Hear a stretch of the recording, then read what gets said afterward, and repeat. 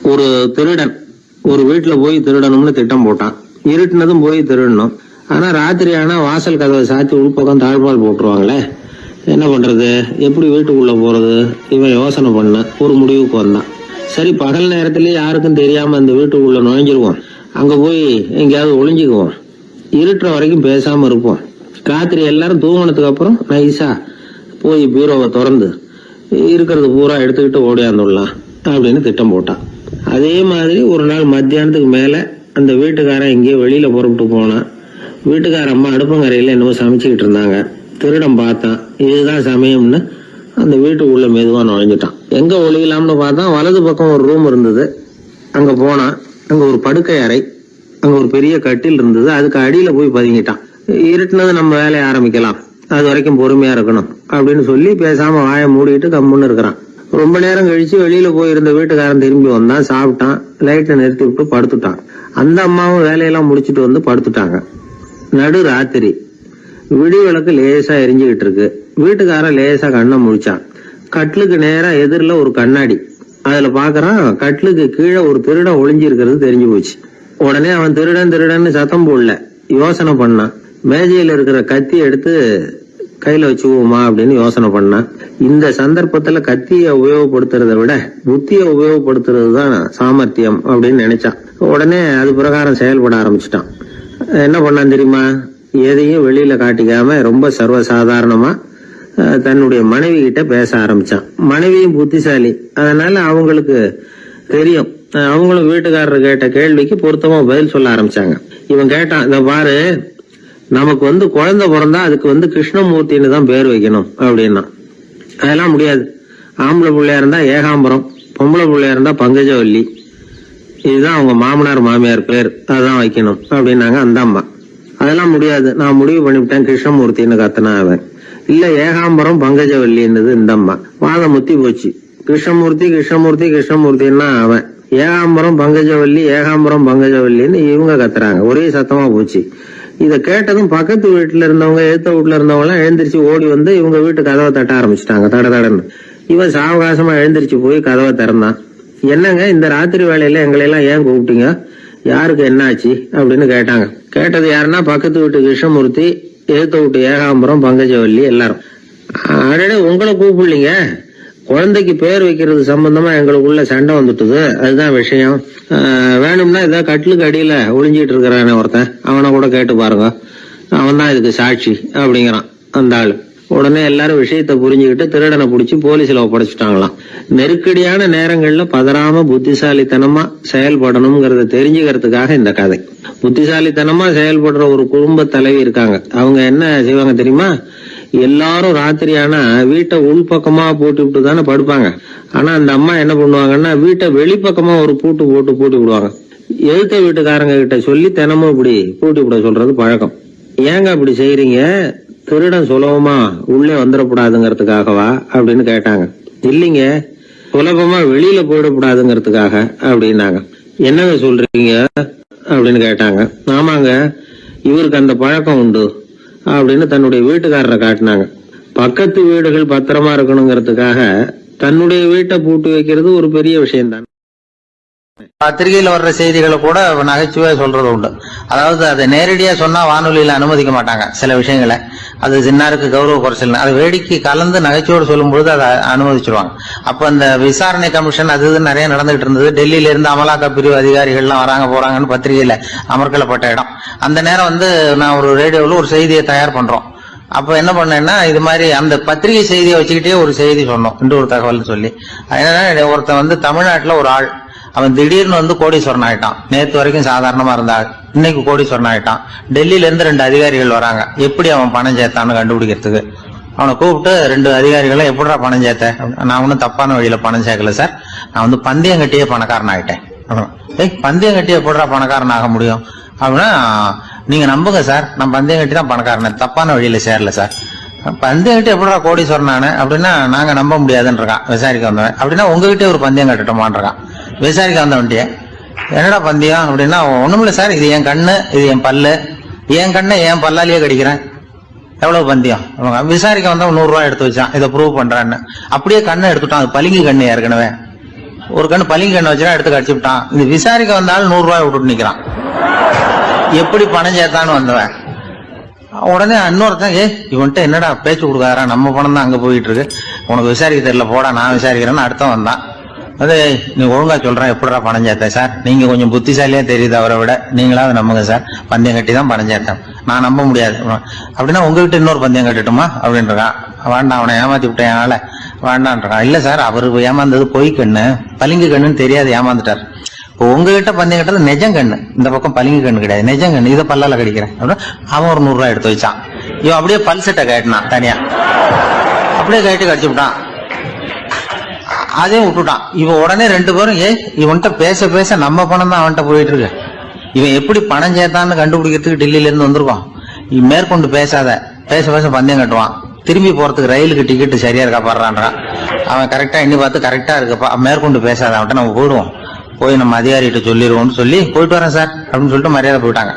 போய் டெல்லியில பெரிய அதிகாரிகிட்ட போய், சார் அவன்கிட்ட வந்து விசாரிச்சு பார்த்தோம் சார், தமிழ்நாட்டுல பந்தயம் கட்டி தான் பணம் சேர்த்தேன்னு சாதிக்கிறான், எங்ககிட்ட ஒரு 200 ரூபாய் வாங்கிட்டான் சார் அப்படின்னு. அவருக்கு கோவம் வந்துட்டுது. இந்தியாவுக்கே தலைமை அதிகாரி, இதுக்காகவாடா நீங்க இருக்கீங்க, எத்தனை பேர் இருக்கீங்க உங்களை மாதிரி ஜூனியர் ஆபீசர்ஸ் நம்ம ஆபீஸ்ல இந்தியா பூரா விசாரிக்கிறதுக்கு அப்படின்னா 30 பேர் இருக்கோம் சார், 30 பேருக்கு அனுபவம் பத்தாது, நான் இந்தியாவுக்கே தலைமை அதிகாரி, அனுபவம் ஜாஸ்தி, உங்களுக்கு ட்ரைனிங் கொடுக்கணும் எப்படி ஒருத்தரை விசாரிக்கிறதுன்னு.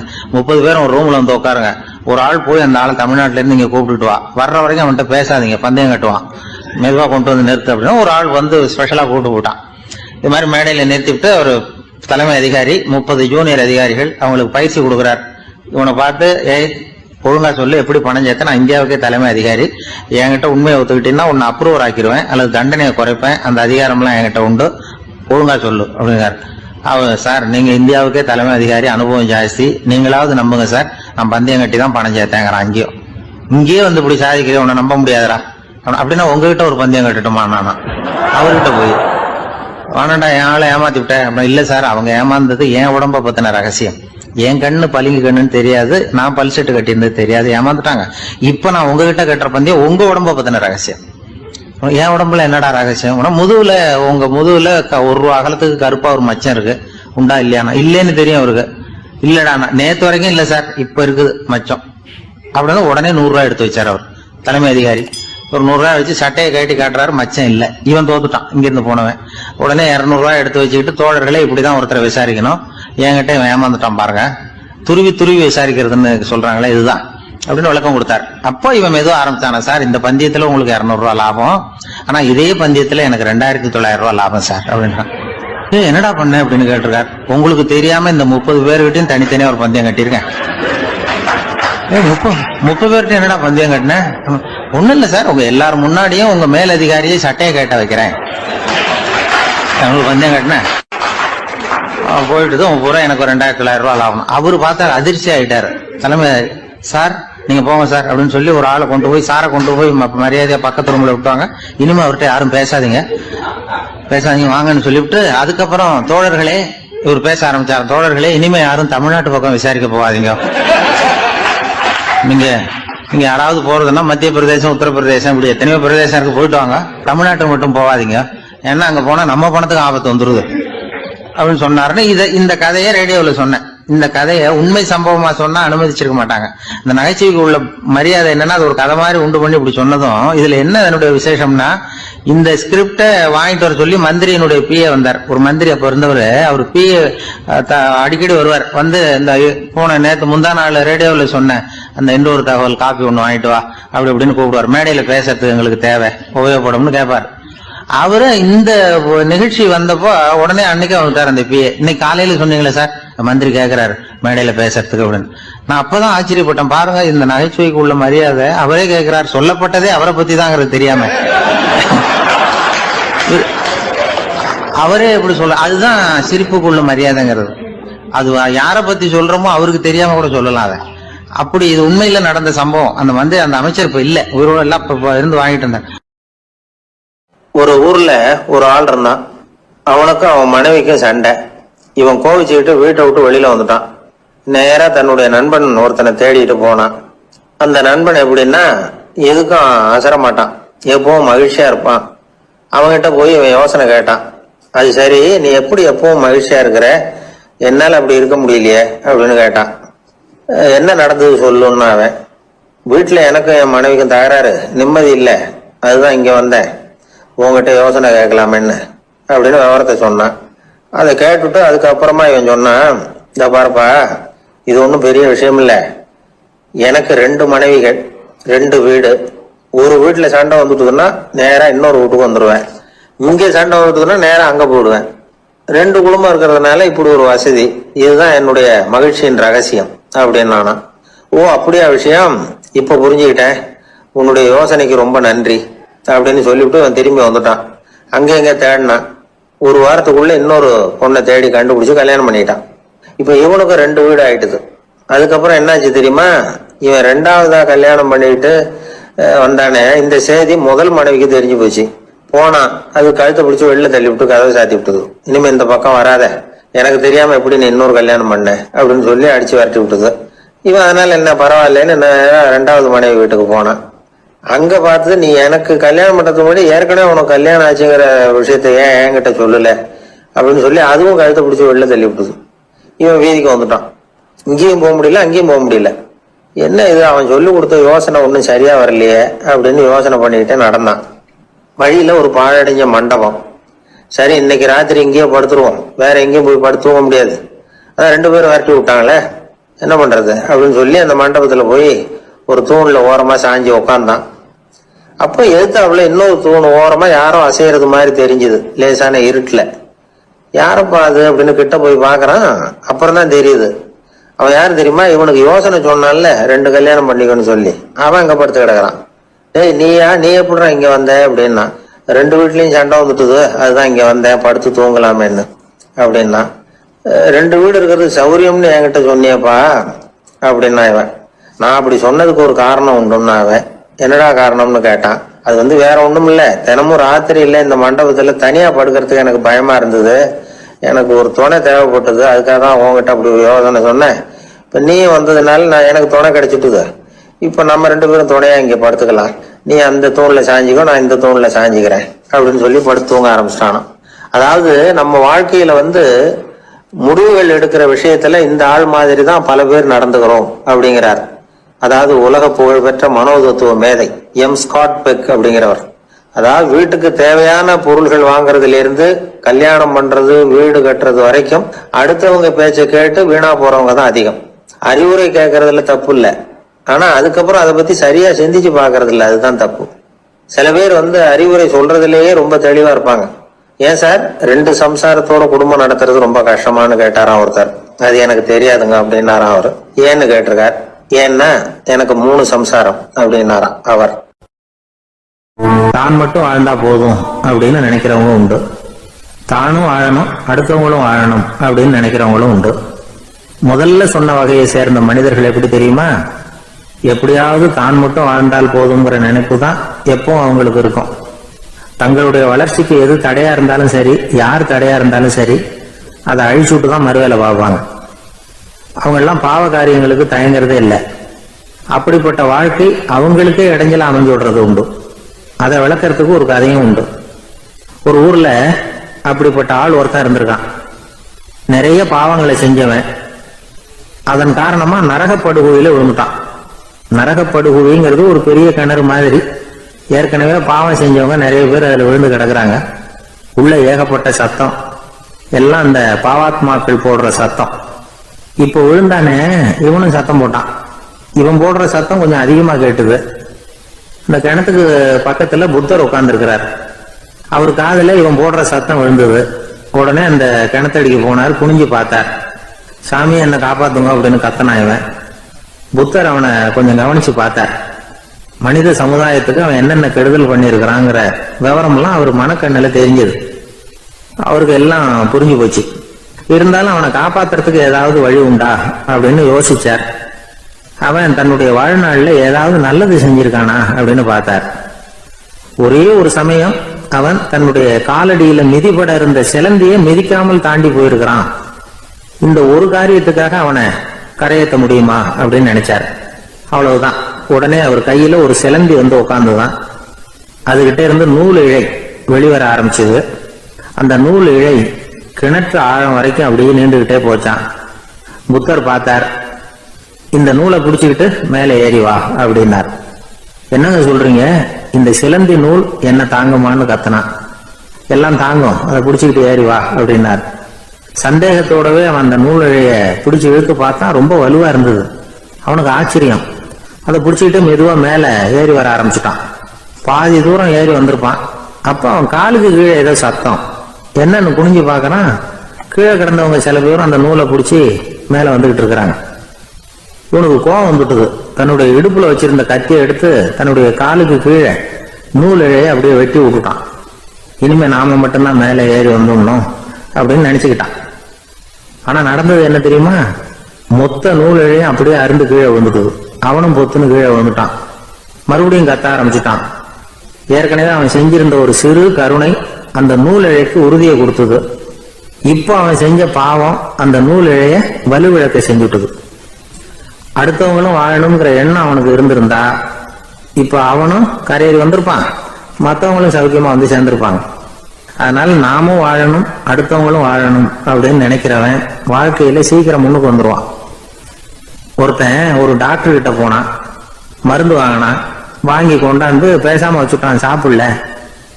அப்புறம் எதுக்காகப்பா போய் அவர்கிட்ட மருந்து வாங்கினேன் அப்படின்னு கேட்டாங்க. டாக்டர் வாழணும் இல்லையா, அதனாலதான் அப்படின்னா. அவர் கொடுத்த மருந்தை நீ ஏன் சாப்பிடல அப்புறம் அப்படின்னு கேட்டாங்க. நான் வாழணும் இல்லையா, அதுக்காக தான் அப்படின்னா. இந்த உலகத்துல உண்மையாவே வேதாந்தம் பேசுறவங்களும் உண்டு, உள்ளுக்குள்ள வேற மாதிரி இருந்துகிட்டு வெளியில வேதாந்தம் பேசுறவங்களும் உண்டு. ஒரு ஆள் இருந்தார். அவரு ஒரு கடை வச்சு வியாபாரம் பண்ணிட்டு இருந்தார். மகா கஞ்சன், யாருக்கும் எந்த உதவியும் செய்ய மாட்டார். எச்சில் கையென்ன ஈர கையை கூட உதற மாட்டார். அப்படிப்பட்ட மனுஷன். அந்த ஊருக்கு ஒரு முனிவர் வந்துகிட்டு இருந்தார். வருஷத்துக்கு ஒரு தடவை வருவார். ஒரு நாள் 2 நாள் இருப்பார், அப்புறம் போயிடுவார். அந்த முனிவர் வர்றப்போலாம் இந்த ஆள் எழுந்திரிச்சு ஓடி போய் அவரை வரவேற்பான். ரொம்ப பெரிய வேதாந்தி மாதிரி அவர்கிட்ட பேசிக்கிட்டு இருப்பான். காயமே இது போய் வெறும் காற்றடைத்த பையும்மா, தர்மம் தலைகாக்கும்மா. பணம் என்ன சார் பணம், இன்னைக்கு ஒருத்தன் கையில இருக்கும், நாளைக்கு ஒருத்தன் கையில இருக்கும், எல்லாம் மாயம். எனக்கு தான் இன்னமும் இந்த சம்சார பந்தத்திலிருந்து விடுபடுறதுக்கு நேரம் வரலேம்மா. அந்த முனிவரும் இந்த ஆள் இப்படி சொல்றத கேட்ட உடனே, ஏப்பா அப்படி சொல்ற, இப்ப கூட நீ சரின்னு சொல்லு, உனக்கு தீட்சை கொடுத்து இதுல இருந்து விடுபடுற ஞானத்தை போதிக்கிறேன் பார். உடனே அந்த ஆள் என்ன சொல்லுவான் தெரியுமா? ஐயோ சாமி, இப்போ அது எப்படிங்க முடியும், பிள்ளைங்கள்லாம் சின்ன சிறுசுங்க, அதுகளுக்கெல்லாம் ஒரு கல்யாணம் காட்சின்னு செஞ்சு கடமையை முடிச்சுட்டா நீங்க சொல்றபடி செஞ்சு விடலாமா. சரி, இன்னும் முனிவர் போயிடுவார். அடுத்த வருஷம் வருவார். இவன் வழக்கம் போல வேதாந்தம் பேசுவான். சரி, தீட்சை கொடுக்குறேன் வா அம்பார். பேரம் பேத்தியை பார்க்கணும், கோர்ட்ல கேஸ் ஒன்று இருக்கு, அது முடியணும் அப்படின்னு தயங்க ஆரம்பிச்சிருவான். எல்லாம் சொல்லுவான், ஆனா குடிக்கிறதுக்கு தண்ணியோட கொடுக்க மாட்டான். ரொம்ப வருஷம் கழிச்சு மறுபடியும் ஒரு நாள் அந்த ஊருக்கு முனிவர் வந்தார். இவன் கடைக்கு வந்தார். அப்புறம் அங்க கல்லாவில் நம்ம ஆள் இல்லை, அவன் புள்ளதான் உட்காந்துருக்கிறான். அப்பாவை போலவே புள்ளையும் எழுந்திரிச்சு ஓடியாந்து முனிவரை வரவேற்றான். அப்பா எங்கன்னு விசாரிச்சாரு முனிவர். ஐயோ, அதை ஏன் கேட்குறீங்க சாமி, உங்ககிட்ட தீட்சை வாங்கி இந்த சம்சார பந்தத்திலேருந்து விடுதலை பெறணும்னு சொல்லிக்கிட்டே இருப்பார், அது நிறைவேறாமலே போய் சேர்ந்துட்டார். போன மாசம் ஒரு நாள் திடீர்னு நெஞ்சு வலிக்குதுன்னார், அவ்வளவுதான் போட்டுன்னு போயிட்டார் அப்படின்னு புலம்புனான் பையன். இதை கேட்டதும் முனிவர் சிரிச்சாரான். அவன் எங்கடா போவான், உன் அப்பா எங்கேயும் போகல, இதோ வாழை ஆட்டிக்கிட்டு உன் காலடியிலே இருந்துகிட்டு இருக்கான் பார் அப்படின்னு சொல்லி அங்க நின்றுகிட்டு இருந்த ஒரு நாயை சுட்டி காட்டினாராம். என்ன சாமி சொல்றீங்க அப்படின்னு ஆச்சரியமா கேட்டிருக்கான் பையன். உடனே முனிவர் அந்த நாயோட தலையில ஒரு தட்டு தட்டி பேசுறா அப்படின்னாராம். உடனே அந்த நாய் வந்து வேதாந்தம் பேச ஆரம்பிச்சுட்டுதான். காயமே இது போய் வெறும் காற்றடைத்த பைய அப்படின்னு தான். முனிவர் சொன்னார், அடே இப்போ ஒன்றும் கெட்டு போகல, நீ விரும்புனா சொல்லு, உனக்கு தீட்சை கொடுத்து என் பின்னாடியே அழைச்சிட்டு போயிடுறேன், அங்க அழைச்சிட்டு போய் உனக்கு ஞானத்தை போதிக்கிறேன், வர்றியா அப்படின்னு கேட்டிருக்காரு. உடனே அந்த நாய் சொல்லிச்சான், ஐயோ அதை ஏன் கேட்குறீங்க சாமி, நான் உண்ணாம தின்னாம ஏராளமான சொத்து சேர்த்து வச்சுட்டேன், என் பிள்ளைங்க அதோட பெருமை தெரியாம ராத்திரி நேரம்லாம் கதவை திறந்து போட்டுட்டு தூங்கிடுவாங்க, அதனால இப்படி நாயா பிறந்து ராத்திரி பாலா சுத்தி சுத்தி வந்து காவல் காத்துக்கிட்டு கிடக்கிறேன், இப்ப எப்படி சாமி வர முடியும் அப்படின்னு கேட்டுதான். அறியாமையிலேயே சுகம் கண்டு இப்படி இருக்கிற ஆளுங்களுக்கு எப்படி விடுதலை கிடைக்கும், எப்போ விடுதலை கிடைக்கும் அப்படின்னு கேட்கிறார் தசாவதானி, திருக்குறள் பேர் ராமையா. அவர் கேட்கறது நியாயம் தானே. இந்த காலத்து பையன் ஒருத்தன் அப்பா கிட்ட சொன்னான், அப்பா இன்னைக்கு நான் 1 ரூபா மிச்சப்படுத்தி விட்டேன் அப்படின்னு. நானும் அப்படியா என்னடா பண்ணேன்னு கேட்டிருக்காரு அப்பா. டவுன் பஸ்ல ஏறாம அது பின்னாடியே ஓடியாந்தேன், 1 ரூபா மிச்சம் தானே அப்படின்றான். அட பாவி, ஒரு ஆட்டோ பின்னாடி ஓடியாந்துருந்தா 10 ரூபா மிச்சமாயிருக்குமே, வேஸ்ட் பண்ணிட்டியே அப்படின்னாராம் அந்த அப்பா. ஒரு ஊர்ல ஒருத்தர் இருந்தார், ரொம்ப நல்லவர்.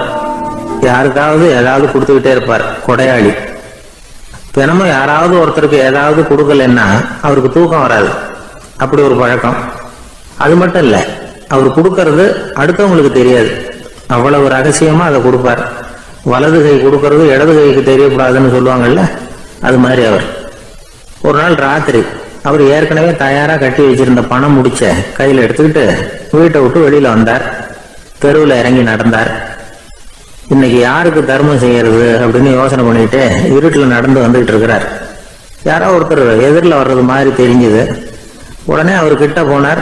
தன்கிட்ட இருந்த பணம் முடிச்சு அவசரமா அவர் கையில திணிச்சுட்டு திரும்பி வந்துட்டார். அப்பாடா, ஒரு வழியா யாருக்கும் தெரியாம இன்னைக்கு தர்மம் பண்ணியாச்சு அப்படிங்கிற மகிழ்ச்சி, மன நிறைவு அவர் முகத்துல. நிம்மதியா தூங்கினார். அப்புறம் எழுந்திரிச்சார். மறுநாள் காலையில ஊரு பூரா ஒரே பேச்சு. என்ன பேச்சுன்னா, நேற்று ராத்திரி ஒரு திருடன் கையில யாரோ பணத்தை கொடுத்துட்டு போயிருக்கிறாங்க அப்படின்னு எல்லாரும் பேசிட்டு இருக்கிறாங்க. இதை கேள்விப்பட்டதும் அந்த பெரியவருக்கு ரொம்ப வருத்தமா போச்சு. அடடா, போயும் ஒரு திருடனுக்காக உதவி பண்ணிருக்கிறோம், பிரயோஜனம் இல்லாம போட்டுதே அப்படின்னு நினைச்சார்.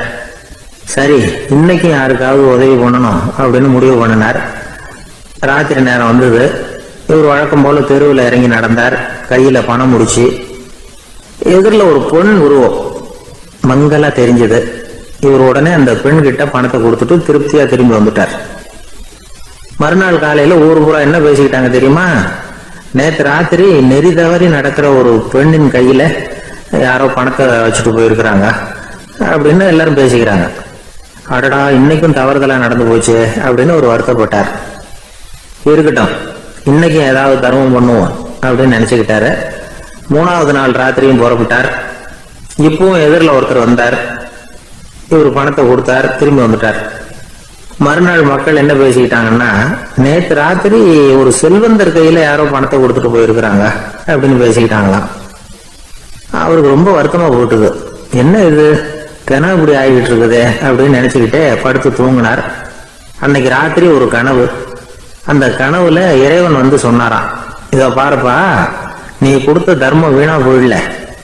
உன்கிட்ட பணம் வாங்கின அந்த திருடன் திருந்திட்டான், அந்த பொண்ணும் திருந்திட்டா, அந்த செல்வந்தனும் கொடையாளி ஆயிட்டான், எல்லாருக்கும் உதவி பண்ண ஆரம்பிச்சுட்டான் அப்படின்னு சொன்னாராம்.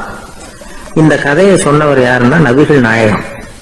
இதுல உள்ள கருத்து என்னன்னா, நல்ல மனசோட தர்மம் பண்ணுனா அது வீணா போறதில்லை. இன்னொரு கருத்து, தர்மம் வந்து தன்னை மட்டுமல்ல அடுத்தவங்களையும் தீமையிலிருந்து காப்பாற்றும். இதுதான் நாம புரிஞ்சுக்க வேண்டியது. இந்த காலத்திலயும் இது மாதிரி சில சம்பவங்கள் நடக்கிறது உண்டு. ஒரு பெரியவர் இருட்டுல நடந்து வந்துகிட்டு இருந்தாரு. எதிரில் வந்த ஒருத்தன் வலு கட்டாயமா ஒரு கையை பிடிச்சி ஒரு பண முடிப்பை கொடுத்து வச்சுக்க சொல்லிவிட்டு விலகி போயிட்டான். பெரியவருக்கு ஆச்சரியம், இந்த காலத்திலயும் இப்படி வலது கை கொடுக்கறது இடது கைக்கு தெரியக்கூடாதுன்னு நினைக்கிற கொடையாளிகள் உண்டு போல இருக்கு அப்படின்னு யோசனை பண்ணிக்கிட்டே நடந்தார். கொஞ்ச தூரம் போயிருப்பாரு. அதுக்குள்ள அதே ஆள் திரும்பி வந்தான். கொடுத்த பண முடிப்பை திருப்பி கொடுங்க அப்படின்னு கேட்டு வாங்கிட்டான். இவருக்கு ஒன்றும் புரியல. ஏன் இப்படி பண்றேன்னார். அது ஒண்ணும் இல்லைங்க, கொஞ்ச நேரம் இதை உங்ககிட்ட கொடுத்து வச்சிருந்தேன், அவ்வளவுதான் அப்படின்னா. ஏன்னு கேட்டார். என்னை பின்னாடி போலீஸ் தேடிக்கிட்டு வந்துகிட்டு இருக்குது, அதுதான் அப்படி பண்ணேன், இப்ப போயிட்டு இனிமே ஒன்றும் பயம் இல்லை அப்படின்னு சொல்லிட்டு அவன் பாட்டுக்கு நடந்து போறான். கணவன் மனைவி அன்பா இருக்கணும், ஒருத்தர் நல்லா புரிஞ்சுக்கணும், விட்டு கொடுக்குற மனப்பான்மை வேணும். அதுதான் ஒரு நல்ல குடும்பம். இன்னைக்கு பல குடும்பங்கள்ல அர்த்தமில்லாத சண்டைகள் தான் அதிகம். கிராமப்புறங்கள்ல வேடிக்கையா ஒரு கதை சொல்லுவாங்க. ஒரு ஊர்ல ஒரு ஆள் இருந்தான், வேலை வெட்டி இல்லாம சும்மாவே இருந்தான். அவனுக்கு கல்யாணம் பண்ணி வச்சாங்களாம். மனைவி வந்து சேர்ந்தா, சும்மாவே உட்காந்துருக்கிறிய, ஏதாவது சம்பாதிக்கிற வழியை பாரு அப்படின்ட்டு இருக்கா. அதுக்கு தான் யோசனை பண்ணிட்டு இருக்கிறேன், ஒரு அருமையான ஐடியா அப்படின்னு நானா. என்ன அது சொல்லு அப்படின்னு இருக்கா. அவ ஒரு ஆட்டுக்குட்டி வாங்க போறேன்னு இருக்கான். அதை வாங்கி என்ன பண்ண போறேன்னா, அந்த குட்டி வளரும், பெருசாகும், அதுக்கப்புறம் அது நிறைய குட்டி போடும் அப்படின்னு இருக்கான். சரி, அப்புறம் என்ன, அதையெல்லாம் சந்தையில கொண்டுட்டு போய் வித்துக்கிட்டு அந்த காசுக்கு ஒரு எருவு மாடு வாங்கலாம். சரி, அது எதுக்கு, எருவு மாடு நிறைய பால் கொடுக்கும், அதை கொண்டுகிட்டு போய் பால் பண்ணையில் கொடுப்பேன், அல்லது நானே விற்றுருவேன், கை நிறைய காசு கிடைக்கும். அதுக்கப்புறம் ஒரு பசுமாடு வாங்குவேன், பாலையும் விற்கலாம், நாமளும் காய் போட்டு சாப்பிடலாம், இப்படிலாம் சொல்லியிருக்கான். அப்போ அந்த பொண்ணு சொல்லிச்சான், அடுத்த தெருவில் இருக்கிற எங்க அம்மா வீட்டுக்கும் கொஞ்சம் பால் கொடுத்து அனுப்பலாம் அப்படின்ட்டு அந்த பொண்ணு. இந்த இடத்துல கணவனுக்கு கோவம் வந்துட்டுது. அதே எப்படி உங்க அம்மா வீட்டுக்கு எதுக்கு கொடுக்கணும், அதெல்லாம் முடியாதுன்னு இருக்கான். இந்த இடத்துல சண்டை ஆரம்பமாயிட்டுது. கொஞ்ச நேரத்துல ரெண்டு பேரும் சத்தம் போட ஆரம்பிச்சுட்டாங்க. கடுமையான சண்டை நடக்கிறத பக்கத்து வீட்டுக்காரன் காதுல வாங்கினான். அவன் கூடயாந்தான். அவனுக்கு தெரியும் வாங்காத மாட்டுக்காக இப்படி சண்டை போட்டுக்கிட்டு இருக்கிறாங்கிறது அவனுக்கு புரியும். அவன் ஓடி வந்து சொன்னான், ஏண்டா உன்னோட பசுமாட்டை ஒழுங்கா கட்டி போடக்கூடாதான்னு இருக்கான். என்னடா சொல்றேன்னா, இவன் உன் மாடு என் தோட்டத்துல வந்து மேய்ஞ்சிட்டுது, பயிரெல்லாம் நாசமாயிட்டுது, 10,000 ரூபா அளவுக்கு சேதம், அதை வாங்கிட்டு போறதுக்கு தான் வந்தேன், குடுறா 10,000 நானா. இவன் அரண்டு போயிட்டான். அப்புறம் சொன்னா, டே நான் இன்னும் மாடே வாங்கலையே, அதுக்குள்ள அது வந்து எப்படிடா உன் தோட்டத்துல மேயும், என்னடா உளர்றேன்னு இருக்கான். நீ தாண்டா இப்போ உளறிக்கிட்டு இருக்க, மாடே வாங்கல, அதுக்குள்ள எப்படிடா வந்து உன்னுடைய மனைவி அவங்க அம்மா வீட்டுக்கு பால் கொடுத்து அனுப்ப முடியும் அப்படின்னு அவன் கேட்டானா. நம்மளால இப்பதான் புத்தி வந்துதான். அர்த்தமே இல்லாத சண்டை போட்டுக்கிட்டு இருக்கிறோம் அப்படிங்கறத அவன் புரிஞ்சுக்கிட்டானா.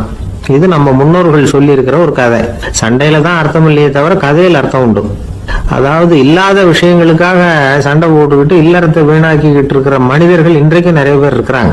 ஒருத்தன் தன்னுடைய மனைவியை பத்தி மாமனார் கிட்ட புகார் சொன்னானா, மாமா உங்க பொண்ணு அர்த்தமில்லாத சண்டை போடுறா, எதுக்கு எடுத்தாலும் எடுத்தெறிஞ்சு பேசுறா அப்படின்னு இருக்கான். நீ எப்படி மாப்பிள்ளை அதை சமாளிக்கிற அப்படின்னு கேட்டிருக்காரு அவரு. அவ எடுத்தெறியறது என் மேல படாம ஒதுங்கி நின்னுக்கிறேன் அப்படின்னு நானா. இவன் ஒரு ஆளு வேகமா நடந்து போய்கிட்டு இருந்தான். அவன் வேகமா நடக்கிறதுக்கு காரணம் வெயில் காலம், காலில் செருப்பு இல்லை, மணல் பாதை, அதுதான் வேகம். காலில் செருப்பும் இல்லாம கையில கொடையும் இல்லாம அந்த ஆளு வெயில்ல நடந்து போய்கிட்டு இருக்கிறான். அந்த சமயத்துல இன்னொருத்தன் குதிரை மேல ஏறி அந்த வழியா வந்துகிட்டு இருக்கிறான். அவன் காலில் செருப்பும் இருந்தது, கையில கொடையும் இருந்தது. நடந்து போய்கிட்டு இருந்தவன் அந்த குதிரை ஆசாமியை பார்த்து கேட்டான், ஐயா நீங்களும் குதிரை மேல உட்காந்துக்கிட்டு போய்கிட்டு இருக்கிறீங்க, அப்படி இருக்கிறப்போ உங்களுக்கு அந்த செருப்பு என்னத்துக்கு, அதை எனக்கு கொடுத்து உதவலாமே அப்படின்னா. குதிரை மேல உட்காந்துருந்தவன் யோசனை பண்ணி பார்த்தான். இவன் சொல்றது நியாயம்தானே அப்படின்னு சொல்லி தன்னுடைய செருப்பை கழட்டி அந்த வழிபோக்கனுக்கு கொடுத்துட்டான். ரொம்ப நல்லதுங்க அப்படின்னு சொல்லி இவன் அதை வாங்கி காலில் மாட்டிக்கிட்டான்.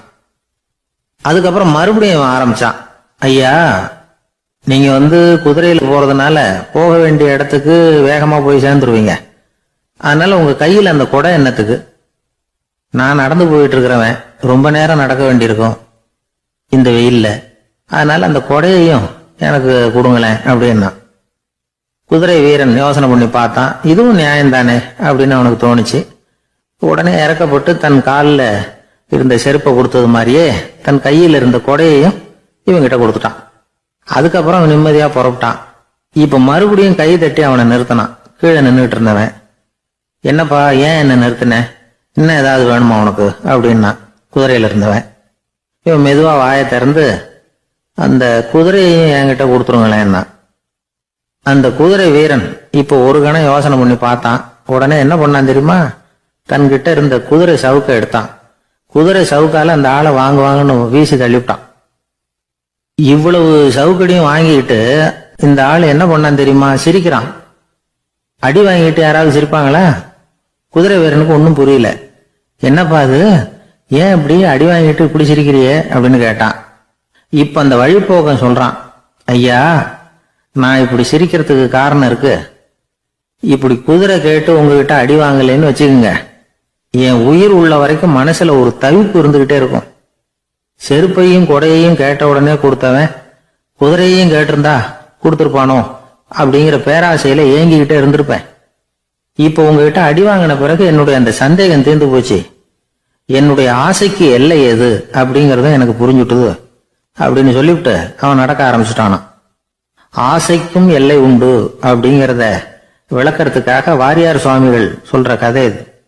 இந்த காலத்திலயும் ஒருத்தன் அது மாதிரி கொடை செருப்போட குதிரையில போய்கிட்டு இருந்தான். எதிரில் நடந்து வந்தவன், ஐயா உங்க கொடையை எனக்கு கொடுங்களேன்னு கேட்டான். உடனே அவன் குதிரையிலிருந்து கீழே குதிச்சு அவனை சாட்டையால் அடிக்க ஆரம்பிச்சுட்டான். இன்னொருத்தர் அந்த வழியா வந்தவர் இதை பார்த்தார். ஏன்பா அவன் கேட்டான், உன்னால முடியலன்னா இல்லைன்னு சொல்லிட வேண்டியது தானே, அதுக்காக ஏன் இப்படி அவனை போட்டு அடிக்கிறேன்னு கேட்டார். உங்களுக்கு விவரம் புரியாது சார், காலம் ரொம்ப கெட்டு போச்சு.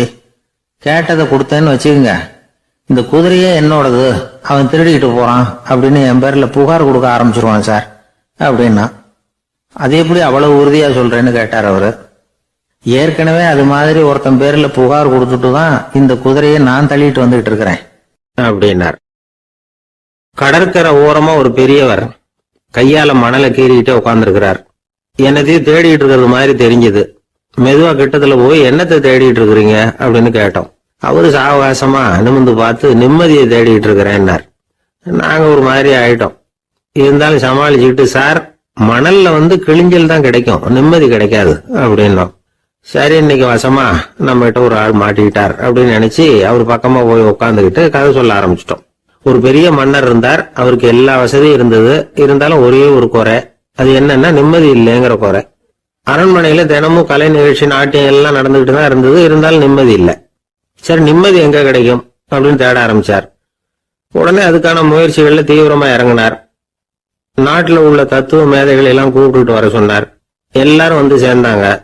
அவங்கள பார்த்து நிம்மதி எங்க இருக்குது அப்படின்னு விசாரிச்சார். அவங்களுக்கு அது தெரிஞ்சா ஏன் இப்படி ராஜா முன்னாடி நின்றுட்டு இருக்க போறாங்க? ராஜாவோட கேள்விக்கு ஒவ்வொருத்தரும் ஒவ்வொரு மாதிரி விளக்கம் கொடுக்க ஆரம்பிச்சிட்டாங்க. எந்த பதிலும் ராஜாவுக்கு திருப்தி அளிக்கக்கூடிய அளவுக்கு இல்ல. சரி, போயிட்டு வாங்கன்னு சொல்லி அவங்களை எல்லாம் அனுப்பி வச்சுட்டார். ஒரு நாள் அவர் மாளிகையில உப்பரிகையில நின்றுட்டு இருக்கிறார். அந்த சமயத்துல தெருவுல ஒரு பிச்சைக்காரன் ரொம்ப உல்லாசமா பாட்டு பாடிக்கிட்டே போயிட்டு இருக்கிறான். குரல்ல ஒரு சந்தோஷம், நடையில ஒரு மிடுக்கு. அவன்கிட்ட கொஞ்சம் கூட கவலை இருக்கிறதா தெரியல. உடனே ராஜா அதை பார்த்தார். ஏவலாளிகளை கைதட்டி கூப்பிட்டார். உடனே ஓடி போய் அந்த பிச்சைக்காரனை இங்க அழைச்சிட்டு வாங்கன்னு உத்தரவு போட்டார். இவங்க உடனே ஓடி போய் அவனை கூப்பிட்டாங்க. அரண்மனைக்கு வாழ்ந்தாங்க. அவன் வரல. அரண்மனைக்குள்ள அடி எடுத்து வைக்க மாட்டேன்னு சொல்லிவிட்டான். ராஜா கிட்ட விஷயத்தை சொன்னாங்க. அவருக்கு ரொம்ப ஆச்சரியம், இப்படி ஒரு ஆள் இருக்கிறானா அப்படின்னு. சரி, அவன் என்னதான் சொல்றான் அப்படின்னு விசாரிச்சார். இவங்க மறுபடியும் தெருவுக்கு போய் கேட்டாங்க. என்ன பார்க்கணும்னா ராஜா விருப்பப்பட்டாருன்னா அவரை வேணும்னா இங்க வர சொல்லுங்க அப்படின்னு சொல்லிவிட்டான். அதை ராஜா கிட்ட சொன்னாங்க. அவருக்கு கோபம் வரல. இவ்வளவு சுதந்திர உணர்வோட இருக்கிறவன் சாதாரண ஆளா இருக்க முடியாது அப்படின்னு நினைச்சார். உடனே கிடுகிடுன்னு இறங்கி தெருவுக்கு வந்தார். பிச்சைக்காரங்கிட்ட போனார். நீ கவலைப்படாம சந்தோஷமா பாடிட்டு போறியே, அது எப்படி முடியுது உன்னால அப்படின்னு கேட்டார். ஏன் அப்படி கேக்குறீங்கன்னு அவன், அதுக்கு இல்ல, எனக்கு அரண்மனையில எவ்வளவோ சுகபோகங்கள்லாம் இருக்கு, இருந்தாலும் நிம்மதி இல்ல.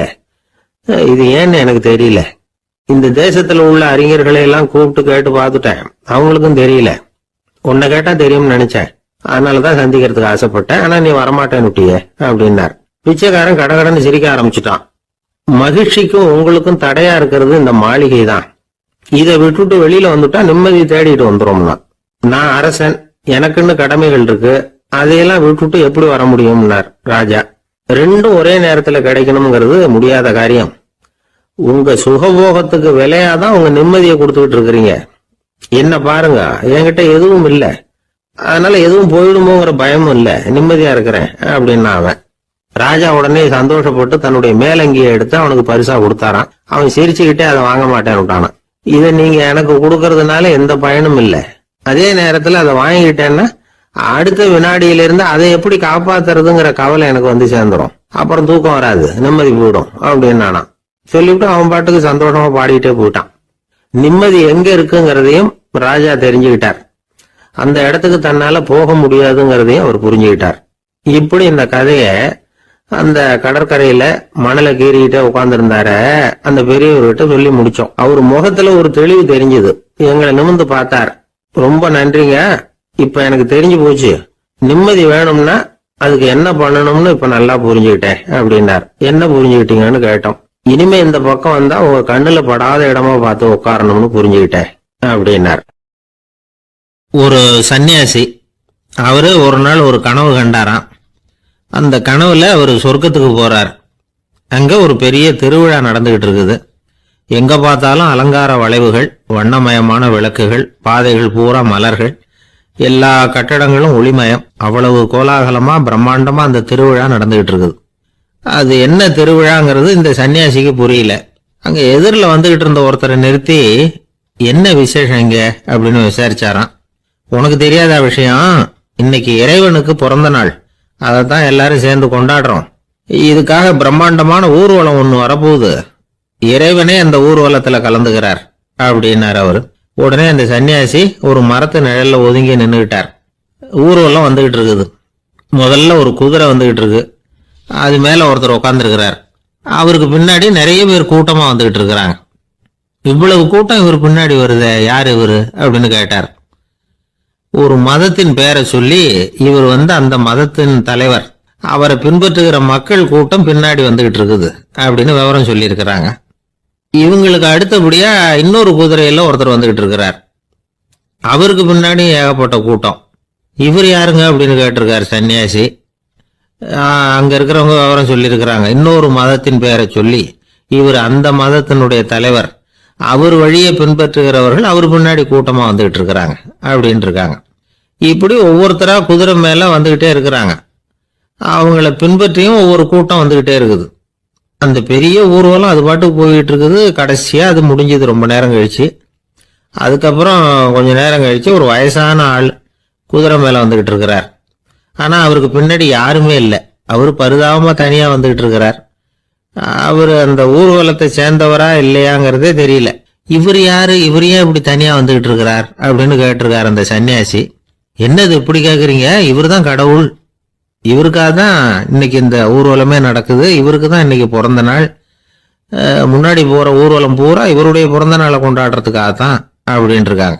இதை கேட்டதும் அந்த சன்னியாசிக்கு திடுக்குன்னு தூக்கி போட்டிருக்கு. இது வரைக்கும் கனவு கண்டுகிட்டு இருந்தவர் முடிச்சுக்கிட்டார்.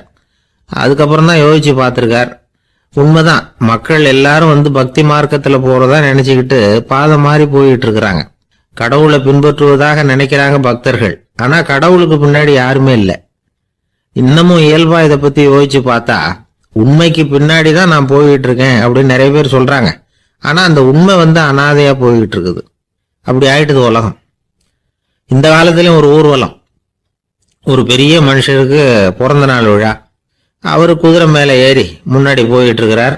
அவருக்கு பின்னாடி ஒரு 100 பேர் தொண்டர்கள் அவங்க பாட்டுக்கு போறாங்க.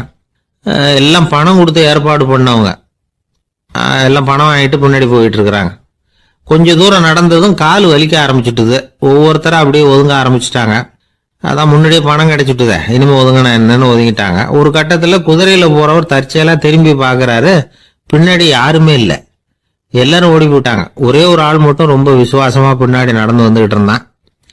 ஏன்பா நீ மட்டும் வந்துகிட்டு இருக்கிறியே, நீ வீட்டுக்கு போகலையான்னு கேட்டிருக்காரு அவரு.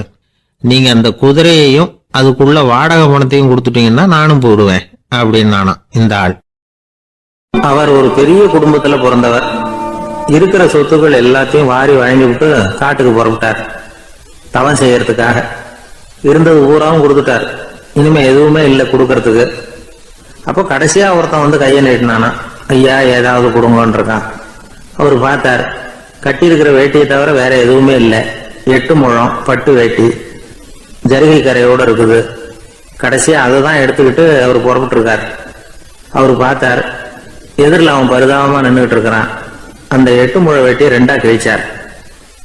4 முழத்தை அவங்ககிட்ட கொடுத்தாரு. மீதி 4 முழத்தை தன்னுடைய இடுப்புல கட்டிட்டு அவர் காட்டுக்கு போயிட்டார்.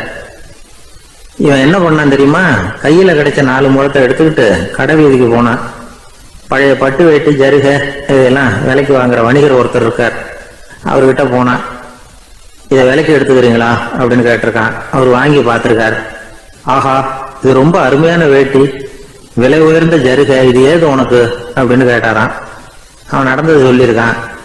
அப்படின்னா ஒண்ணு செய்ய, இந்த வேட்டியோட இன்னொரு பாதியையும் மெதுவா வாங்கிட்டு வந்துரு, உனக்கு நிறைய பணம் தர்றேன் அப்படின்னாரான் அந்த வணிகர். இவன் கொஞ்சம் யோசனை பண்ணி பார்த்தான். கொஞ்சம் இருங்கத்த வந்துடுறேன் அப்படின்னு சொல்லிவிட்டு நேரா காட்டுக்கு போனான். அவர் எங்க இருக்காருன்னு தேடி கண்டுபிடிச்சான். அவர் ஒரு இடத்துல தவக்கோலத்துல இருக்கிறார். கட்டியிருந்த இடவேட்டியும் அவர் அறியாமல் நழுவி கீழே விழுந்து கிடக்குது. இவனுக்கு ரொம்ப வசதியா போச்சு. அவரை கேட்க வேண்டிய அவசியமே இல்லை. மெதுவா சத்தம் போடாம அடி மேல அடி வச்சு நெருங்கினான். அவர் கண்ணை மூடிக்கிட்டு அவர் பாட்டு நின்றுட்டு இருக்கிறார்.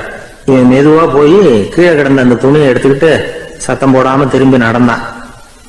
ஒரு 2-3 அடி எடுத்து வச்சிருப்பான். அப்படி ஓட ஆரம்பிக்கிற சமயத்துல அவன் காலில் கீழே கிடந்த முள்ளு ஒண்ணு நறுக்குன்னு தைச்சு விட்டுது.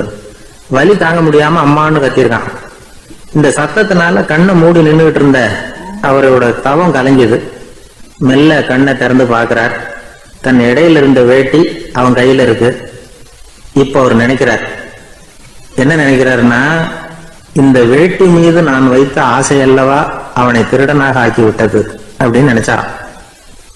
இந்த வேட்டி மேல நாம வச்ச ஆசை அவனை திருடும்படி ஆக்கிவிட்டதே அப்படின்னு நினைச்சாராம். இது எப்பேற்பட்ட மனநிலை அப்படிங்கறத கொஞ்சம் யோசனை பண்ணி பாருங்க. தான் ஒரு பொருள் மேல வச்ச பற்று இன்னொரு மனிதன் திருடனாக ஆகிறதுக்கு காரணம் ஆயிட்டுதேன்னு நினைக்கிறார். அப்படி நினைச்ச அந்த பெரியவர் யார் தெரியுமா? அவர் தான் மகாவீரர். இழந்துட்டேங்கிறிய, நீ என்னத்தை கொண்டுகிட்டு வந்த எங்க இழந்துடுறதுக்கு? நீ என்னத்தை உண்டாக்குன இது அழிஞ்சுட்டுதுன்னு சொல்றதுக்கு? இதுதான் அவருடைய சிந்தனை. இன்றைக்கு நம்ம சிந்தனையெல்லாம் வேற மாதிரி இருக்குது. ஒருத்தன் நடுத்தெருவில் உட்காந்து அழுதுகிட்டு இருந்தான். அந்த வழியா வந்தவர் ஒருத்தர், ஏன்பா அழறேன்னு கேட்டாராம். 5 ரூபா சார், இந்த இடத்துல விழுந்துட்டுது, ரொம்ப நேரமா தேடுறேன், கிடைக்காது போல இருக்கு அப்படின்னு சொல்லிவிட்டு அழறான். எப்போ தொலைஞ்சதுன்னு கேட்டாராம் அவரு. அது எனக்கு தெரியாது சார், பணத்தை தொலைச்சவன் தேடி பார்த்துட்டு போயிட்டான், நான் அவனுக்கு பின்னாடி தேட வந்தவன் அப்படின்னு நானா இவன். ஒரு ஊர்ல ஒரு ஆள் இருந்தான், தையல் கடை வச்சிருந்தான். அவங்கிட்ட ஒருத்தன் ஒரு சட்டை துணி எடுத்து கொடுத்து தைக்க சொல்லியிருந்தான். வர்ற சனிக்கிழமை வா, வந்து வாங்கிட்டு போ அப்படின்னு அவன் சொல்லியிருந்தான். அதே மாதிரி இவன் வந்தான். அவன் தச்சு வச்சிருந்த சட்டையை கொடுத்தான். இவன் வாங்கி அங்கேயே போட்டு பார்த்தான். கை நீளம் ஒண்ணுக்கு ஒண்ணு வித்தியாசமா இருந்தது. வலது கை இடது பக்கத்தை விட நீளம் குறைச்சலா இருந்தது. அவன் முணுமுணுக்க ஆரம்பிச்சுட்டான், என்ன இது இப்படி தைச்சுட்டியேன்னு. இதுக்கு அவன் சொன்னான், ஐயையோ இதுக்காகவா சங்கடப்படுறீங்க, வலது கையை மட்டும் கொஞ்சம் உள்ள இழுத்தாப்புல வச்சுக்கிட்டீங்கன்னா சரியா போகுது, மற்றபடி அந்த சட்டையில உள்ள கலை அம்சத்தை கவனிங்க, எவ்வளவு அற்புதமா தச்சிருக்கேன் பாருங்க, ஒரு சின்ன குறைய இப்படி எல்லாம் பொருட்படுத்த வேண்டியதில்லை, நான் சொன்னது மாதிரி கையை கொஞ்சம் உள்ள இழுத்தது மாதிரி வச்சுக்கிட்டு நடந்து போங்க, ஜோரா இருக்கும் அப்படின்னா. அவனும் யோசிச்சு பார்த்தான். சரியான யோசனையா தான் தோணுச்சு. கொஞ்சம் முயற்சி பண்ணி வலது கையை கொஞ்சம் உள்ள இழுத்து சட்டை சரியா இருக்கிறது மாதிரி பண்ணிட்டான். இப்ப மறுபடியும் ஒரு பிரச்சனை. வலது கையை உள்ள இழுத்த மாதிரி அப்படியே வச்சுக்கிட்டதும் முதுகு பக்கம் கொஞ்சம் துணி தளர்த்தியா தொங்குறது மாதிரி தெரிஞ்சது. என்ன இது, முதுகு பக்கம் துணி குவிஞ்சுட்டுதே, தொங்குதே அப்படின்னா மறுபடியும், அடடா இதுக்காகவா கவலைப்படுறீங்க, உடம்ப அதுக்கு தகுந்த மாதிரி கொஞ்சம் வளைச்சிக்கிட்டா சரியா போடுது, இதுக்காக அந்த அழகான தையலை பிரிச்சு அதுல உள்ள கலை அம்சத்தை கெடுக்கிறதுக்கு என் மனசு இடம் தரல, எவ்வளவுக்கு தளர்த்தியா இருக்கோ அவ்வளவுக்கு கொஞ்சம் உடம்ப வளைச்சி அப்படி குனிஞ்சது மாதிரி போங்க போதும் அப்படின்னா. அதுவும் நல்ல யோசனையா தான் பட்டுது இவனுக்கு. சரின்னு சொல்லிவிட்டு புறப்பட்டான். தெருவில் இறங்கினா, கையை கொஞ்சம் உள்ள இழுத்தான், உடம்ப கொஞ்சம் முன்னால வளைச்சான், சட்டைக்கு தகுந்த மாதிரி உடம்ப பண்ணிட்டான், மெதுவா நடந்து போறான். இப்போ எதிரில் இன்னொருத்தன் வரான். இவனை பாக்குறான், இவன் போட்டிருக்கிற சட்டையை பாக்குறான், ஆஹா அற்புதம்ங்கிறான். சும்மா சொல்லக்கூடாது, ரொம்ப நல்லா இருக்கு, நிச்சயமா இது இந்த ஊர் மேல தெருவில் இருக்கிற ஒருத்தன் இருக்கானே, அவன் தச்சதா தான் இருக்கணும் அப்படின்னா. இதை கேட்டதான் அவனுக்கு ஆச்சரியம், எப்படி அவ்வளவு கரெக்டா கண்டுபிடிச்சிங்க அப்படின்னு கேட்டிருக்கான்.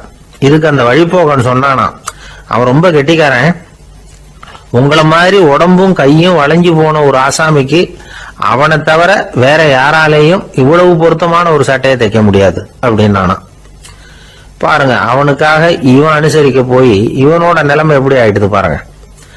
இதே மாதிரிதான் சில சடங்குகளும் சம்பிரதாயங்களும் நம்மளை கோமாளி ஆக்கி விட்டுரும். எதுவா இருந்தாலும் அதுல அறிவுபூர்வமான அணுகுமுறை அவசியம். ஒரு நர்ஸ் அவசரமா ஓடி டாக்டர் கிட்ட சொல்லிச்சான், டாக்டர் ஒரு தப்பு நடந்து போச்சு, 10ஆம் நம்பர் பெட்ல இருக்கிற பேஷண்ட்டுக்கு காலில் ஆபரேஷன் பண்றதுக்கு பதிலாக கையில ஆபரேஷன் பண்ணி விட்டீங்க, கை ஆபரேஷன் பண்ணிக்க வேண்டிய ஆள் 7ஆம் நம்பர் பெட்ல இருக்கார் அப்படின்னு தான். அதுக்கு ஒரு பதட்டப்படாம சொன்னாராம், பரவாயில்ல இவரை தூக்கி 7ஆம் நம்பர் பெட்ல போட்டுரு அப்படின்னாராம். ஒரு ஊர்ல ஒரு ஆள் இருந்தான். அவன் ஒரு நாள் கோயிலுக்கு போனான். கடவுள்கிட்ட வேண்டிக்கிட்டான், எனக்கு ஒரு 1 லட்சம் ரூபா நீ கொடுத்தா நான் உன் சன்னதியில ஒரு தேங்காய் உடைக்கிறேன் அப்படின்னு வேண்டிக்கிட்டான். கடவுள் பார்த்தார். உடனே அவன் கண் முன்னாடி தோன்றினார், இந்தா நீ கேட்ட 1 லட்சம் ரூபாய் அப்படின்னு சொல்லி அவன் கையில பணத்தை கொடுத்துட்டு மறைஞ்சிட்டார். இவனால நம்பவே முடியல, இவ்வளவு சுலபமா கிடைக்கும்னு தெரிஞ்சிருந்தா அனாவசியமா ஒரு தேங்காய் உடைக்கிறேன்னு வேண்டி இருக்க வேண்டியது இல்லையே அப்படின்னு நினைச்சான். இருந்தாலும் வேண்டுதலை நிறைவேற்ற வேண்டியது கடமை. அதுக்காக என்ன பண்ணா, பக்கத்தில் ஒரு கடைக்கு போனான். ஒரு தேங்காயை கையில் எடுத்தான். இது என்ன விலைன்னு கேட்டான். 5 ரூபான்னார் கடையில் இருந்தவர். அதிகமாக இருக்குதே விலைன்னா. அப்படின்னா ஒன்று செய்யுங்க, அடுத்த ஊருக்கு போங்க, அங்கே தென்னந்தோப்பு அதிகம், அதனால அங்கே இதை விட குறைஞ்ச விலைக்கு கிடைக்கும் அப்படின்னார். சரின்னு அடுத்த ஊருக்கு கிளம்புனான். அங்கே போய் விசாரிச்சான். ஒரு தேங்காய் 3 ரூபாய் விலைன்னாங்க. இதுவும் அதிகமாக தெரியுதுன்னா. அப்படின்னா ஒன்று செய்ய, அதுவும் அந்த ஆற்று ஓரமாக ஒரு தென்னை மரம் இருக்கு பார், அதில் நீயே ஏறி பறிச்சுக்கோ, ஒரு தேங்காய்க்கு 1 ரூபா கொடுத்தா போதும் அப்படின்னார் அந்த தோப்புக்கு சொந்தக்காரரு. இவனுக்கு மரம் ஏற தெரியாது, இருந்தாலும் ஆசை யார விட்டுது, விலை சல்லிசா இருக்குதே. ஆற்று ஓரம் போனால் தட்டு தடுமாறி அந்த மரத்தில் ஏறினா அந்த தென்னை மரம் வளைஞ்சி ஆற்று பக்கம் போய் அப்புறம் நிமிர்ந்து இருந்தது. அதாவது மரத்தின் உச்சி சரியா ஆற்றுக்கு நடுவில் இருந்தது. ஆற்றுல வெள்ளம் கரை புரண்டு ஓடிக்கிட்டு இருக்கு. இவன் கடவுள் கொடுத்த 1 லட்சம் ரூபாயை மடியில் வச்சு இறுக்கி கட்டிக்கிட்டான். உச்சிக்கு போய் காய் பறிக்கிற சமயத்தில் காற்று மழையும் பலமாக கலந்து அடிக்க ஆரம்பிச்சுட்டுது. கால் வழுக்கி விட்டுட்டுது. இவன் சடார்னு ஒரு தென்னை மட்டையை பிடிச்சிக்கிட்டு தொங்க ஆரம்பிச்சிட்டான். கீழே பயங்கரமான வெள்ளம், மடியில் 1 லட்சம் ரூபா பணம், என்ன செய்யறதுன்னு தவிக்கிறான். இந்த சமயம் கரையில் ஒரு யானை பாகன் யானையை குளிப்பாட்டிக்கிட்டு இருக்கிறான். அது அவன் கண்ணில் பட்டது. ஐயா ஒரு உதவின்னு கத்தினான். அவன் என்ன செய்யணும்னு கேட்டான். உன் யானையை மெதுவாக இங்கே அழைச்சிட்டு வா, எனக்கு நேராக கீழே நிறுத்து, என் காலை பிடிச்சி மெதுவாக கீழே இறக்கி விட்டுரு, என் மடியில் இருக்கிற பணத்தில் உனக்கு 10,000 ரூபா தரேன் அப்படின்னா. அவன் பார்த்தான். காலை கையை பிடிச்சா கூட எவனும் இந்த காலத்தில் 10 ரூபாய்க்கு மேலே தரமாட்டேங்கிறான், இவன் காலை பிடிச்சா 10,000 தர்றேங்கிறான் அப்படின்னு யோசனை பண்ணான். உடனே யானையை கொண்டுட்டு போனான். அவனுக்கு நேராக கீழே நிறுத்தினான். அவன் காலை பிடிச்சான். அவ்வளவுதான். அந்த நேரம் பார்த்து யானை மெதுவாக நடந்து அப்பால போட்டுது. இப்போ யானை பாகன் அவன் காலை கெட்டியா பிடிச்சிக்கிட்டு தூங்குறான். பரிதாபமா மேலே பார்க்கறான். அவன் மட்டையை பிடிச்சிக்கிட்டு தூங்குறான். இப்போ யானை பாகன் சொல்றான், தம்பி மட்டையை விட்டுறாத, கெட்டியா பிடிச்சிக்கோ, நான் உனக்கு 10,000 ரூபா தரேன், இதோ மடியில் தான் வச்சிருக்கேன்னா. மேலே தொங்குறவனுக்கு இந்த நிலைமையிலேயும் ஒரு சந்தோஷம், மேற்கொண்டு ஒரு 10,000 ரூபா நமக்கு கிடைக்கும் போல இருக்கே அப்படின்னு. இந்த சமயத்தில் ஒருத்தன் ஒட்டகத்தை ஓட்டிட்டு வந்தான் அந்த பக்கமா குளிப்பாட்டுறதுக்கு. யானை பாகம் பார்த்துட்டான். ஐயா ஒட்டகக்காரரே, அதை இங்கே கொண்டுட்டு வா, எங்கள் காலை பிடிச்சி பத்திரமா இறக்கி விடு, நாங்கள் பணம் கொடுக்குறோம்னா. அவனும் பணத்துக்கு ஆசைப்பட்டு வந்தான். அவன் காலை பிடிக்கிற சமயம் ஒட்டகமும் நழுவி போட்டுது. இப்போ 3 பேருமே வரிசையாக தொங்குறாங்க. ஒட்டகக்காரன் கத்துறான், தம்பி மட்டையை விட்டுறாத, கெட்டியா பிடிச்சிக்கோ, நான் என் மடியில் இருக்கிற 5,000 உனக்கு தந்துடுறேன்னா. மேலே தொங்குறவனுக்கு இன்னமும் சந்தோஷம், இவனும் பணம் தர்றேங்கிறான். அப்படின்னா இன்னைக்கு நமக்கு மொத்த பண வரவு எவ்வளவு அப்படின்னு ஒவ்வொன்றா கூட்டி பார்க்க ஆரம்பிச்சான். மனக்கணக்கு சரியா வரல, அதனால அப்படியே விரல விட்டு எண்ண ஆரம்பிச்சான். அவ்வளவுதான், மட்டையை விட்டுட்டு கை நழுவி வந்துட்டுது. 3 பேரும் பொத்துன்னு ஆத்துல விழுந்தாங்க. படாத பாடுபட்டு தட்டு தடுமாறி கரைக்கு வந்து சேர்ந்தாங்க. 3 பேர் மடியில் இருந்த பணமும் ஆத்தோட போட்டுது. பேராசை பெருநஷ்டம் அப்படின்னு ஒரு பழமொழி இருக்குல்ல, அதை விளக்கறதுக்காக சொல்லப்பட்ட கதை இது. இந்த காலத்துல ஒருத்தர் ஒரு நீச்சல் குளத்துல நீச்சல் அடிச்சுக்கிட்டு இருக்கிறார். காவலுக்கு இருந்தவர் அதை கவனிச்சுட்டார். கரையிலிருந்து சத்தம் போட்டாராம், இதோ பாருங்க, இங்க ராத்திரி 8 மணிக்கு மேல நீச்சல் அடிக்கிறது சட்டப்படி குற்றம், அதுக்கு அனுமதி கிடையாது, தெரியாதா உங்களுக்கு அப்படின்னாராம். இதுக்கு அவரு, ஐயோ நான் நீச்சல் அடிக்க வந்தவன் இல்லைங்க, சும்மா சுத்தி பார்க்க வந்தவன், தடுமாறி குளத்துல விழுந்துட்டேன், நீச்சல் தெரியாது, அதனால தத்தளிச்சுக்கிட்டு இருக்கிறேன் அப்படின்னு கத்துனாராம். கரையில இருந்தவர் பார்த்தார். ஓ அப்படின்னா சரி, அதுக்கு ஒன்றும் தடை இல்லை அப்படின்னு சொல்லிவிட்டு அவர் பாட்டு நடந்து போயிட்டாராம். நம்மள மாதிரி ஒரு ஆசாமி அவன் நம்மள மாதிரியே கற்பனை பண்ணான். அதாவது நாம தான் இந்த உலகத்துல ரொம்பவும் கஷ்டப்படுறோம், மற்றவங்க எல்லாம் சந்தோஷமா இருக்கிறாங்க அப்படின்னு அவன் நினைச்சுக்கிட்டான். அவன் ஒரு நாள் கடவுளை வேண்டிக்கிட்டானா, சுவாமி இந்த உலகத்துல எவ்வளவோ பேர் இருக்கிறாங்க, ஒவ்வொருத்தருக்கும் ஒவ்வொரு விதமான கஷ்டம் இருக்கலாம், ஒத்துக்கிறேன், இருந்தாலும் எனக்கு அது கொஞ்சம் அதிகமா இருக்கிறது மாதிரி தெரியுது, அதனால நீங்க எனக்காக ஒரு சின்ன உதவி செஞ்சா போதும். அது வேற ஒண்ணும் இல்ல, என்கிட்ட இருக்கிற துயரங்களை இன்னொருத்தர் யாருகிட்டயாவது கொடுத்துருங்க, அவர்கிட்ட இருக்கிற துயரங்களை என்கிட்ட மாத்தி கொடுத்துருங்க, ஒரு மியூச்சுவல் டிரான்ஸ்பர், அவ்வளவுதான், அப்படி பண்ணிவிட்டா போதும் அப்படின்னு வேண்டிக்கிட்டானா. அன்னைக்கு ராத்திரியே அவன் ஒரு கனவு கண்டிருக்கான். வானத்திலிருந்து ஒரு குரல் கேட்டிருக்கு. அது என்ன சொல்லிச்சு தெரியுமா? ஏ ஜனங்களே, எல்லாரும் அவங்க கஷ்டங்களை ஒரு பையில போட்டு எடுத்துக்குங்க, அப்படி எடுத்துக்கிட்டு நேரா இந்த ஊர் எல்லையில இருக்கிற கோயிலுக்கு வந்து சேருங்க, அப்படின்னு அந்த குரல். ஆஹா, கடவுள் நம்ம பிரார்த்தனைக்கு செவி சாய்ச்சுட்டார் அப்படின்னு சந்தோஷப்பட்டான் இவன். உடனே என்ன பண்ணா, தன்கிட்ட இருந்த கஷ்டத்தையெல்லாம் ஒரு சாக்கு பையில போட்டு எடுத்துக்கிட்டான். வீட்டை விட்டு வெளியில வந்தான். தெருவுல இறங்கி நடக்கிறான். அங்க பார்த்தா ஏகப்பட்ட பேர் ஆளுக்கு ஒரு பைய தூக்கிக்கிட்டு கோயிலுக்கு போயிட்டு இருக்கிறாங்க. சில பேர் மூட்டையா கட்டி தலையில சுமந்துக்கிட்டு போயிட்டு இருக்கிறாங்க. இவன் பார்த்தான். இவனுக்கு ரொம்ப ஆச்சரியமா இருந்தது. ஏன்னா எல்லாரும் வச்சிருக்கிற பைய இவன் பைய விட பெருசா இருந்தது. இவன் பை தான் இருக்கிறதுலயே கொஞ்சம் சின்னதா தெரிஞ்சது. இப்ப அவன் மறுபடியும் சாமியை வேண்டிக்கிட்டான். கடவுளே, இப்ப உள்ள சூழ்நிலையை கவனிச்சா என்கிட்ட இருக்கிற பைய பரவாயில்லன்னு தோணுது. அதனால வேற பைய எதையும் மாத்த வேணாம், இதுவே பரவாயில்ல, இந்த பையோட திரும்பி வீட்டுக்கு போனா போதும்னு நினைக்கிறேன் அப்படின்னு ஏதோ நினைக்க ஆரம்பிச்சுட்டான் அவன். எல்லாரும் கோயிலுக்கு போய் சேர்ந்தாங்க. கோயில்ல அந்த குரல் மறுபடியும் கேட்டது. எல்லாரும் அவங்கவுங்க பைகளை சோகத்துல தொங்க விடுங்க, திடீர்னு விளக்குகள் அணையும், மணி அடிக்கப்படும், அதுதான் அடையாளம். அந்த சமயத்துல இருட்டுல உங்களுக்கு வேண்டிய பைய நீங்க மாத்தி எடுத்துக்கலாம், தேர்ந்தெடுத்துக்கலாம். வெளிச்சம் இருக்கிறப்பவே உங்களுக்கு பிடிச்ச பைக்கு பக்கமா பார்த்து நீங்க நின்னுக்கலாம் அப்படின்னு சொல்லி விவரம் சொல்லிச்சான் அந்த குரல்.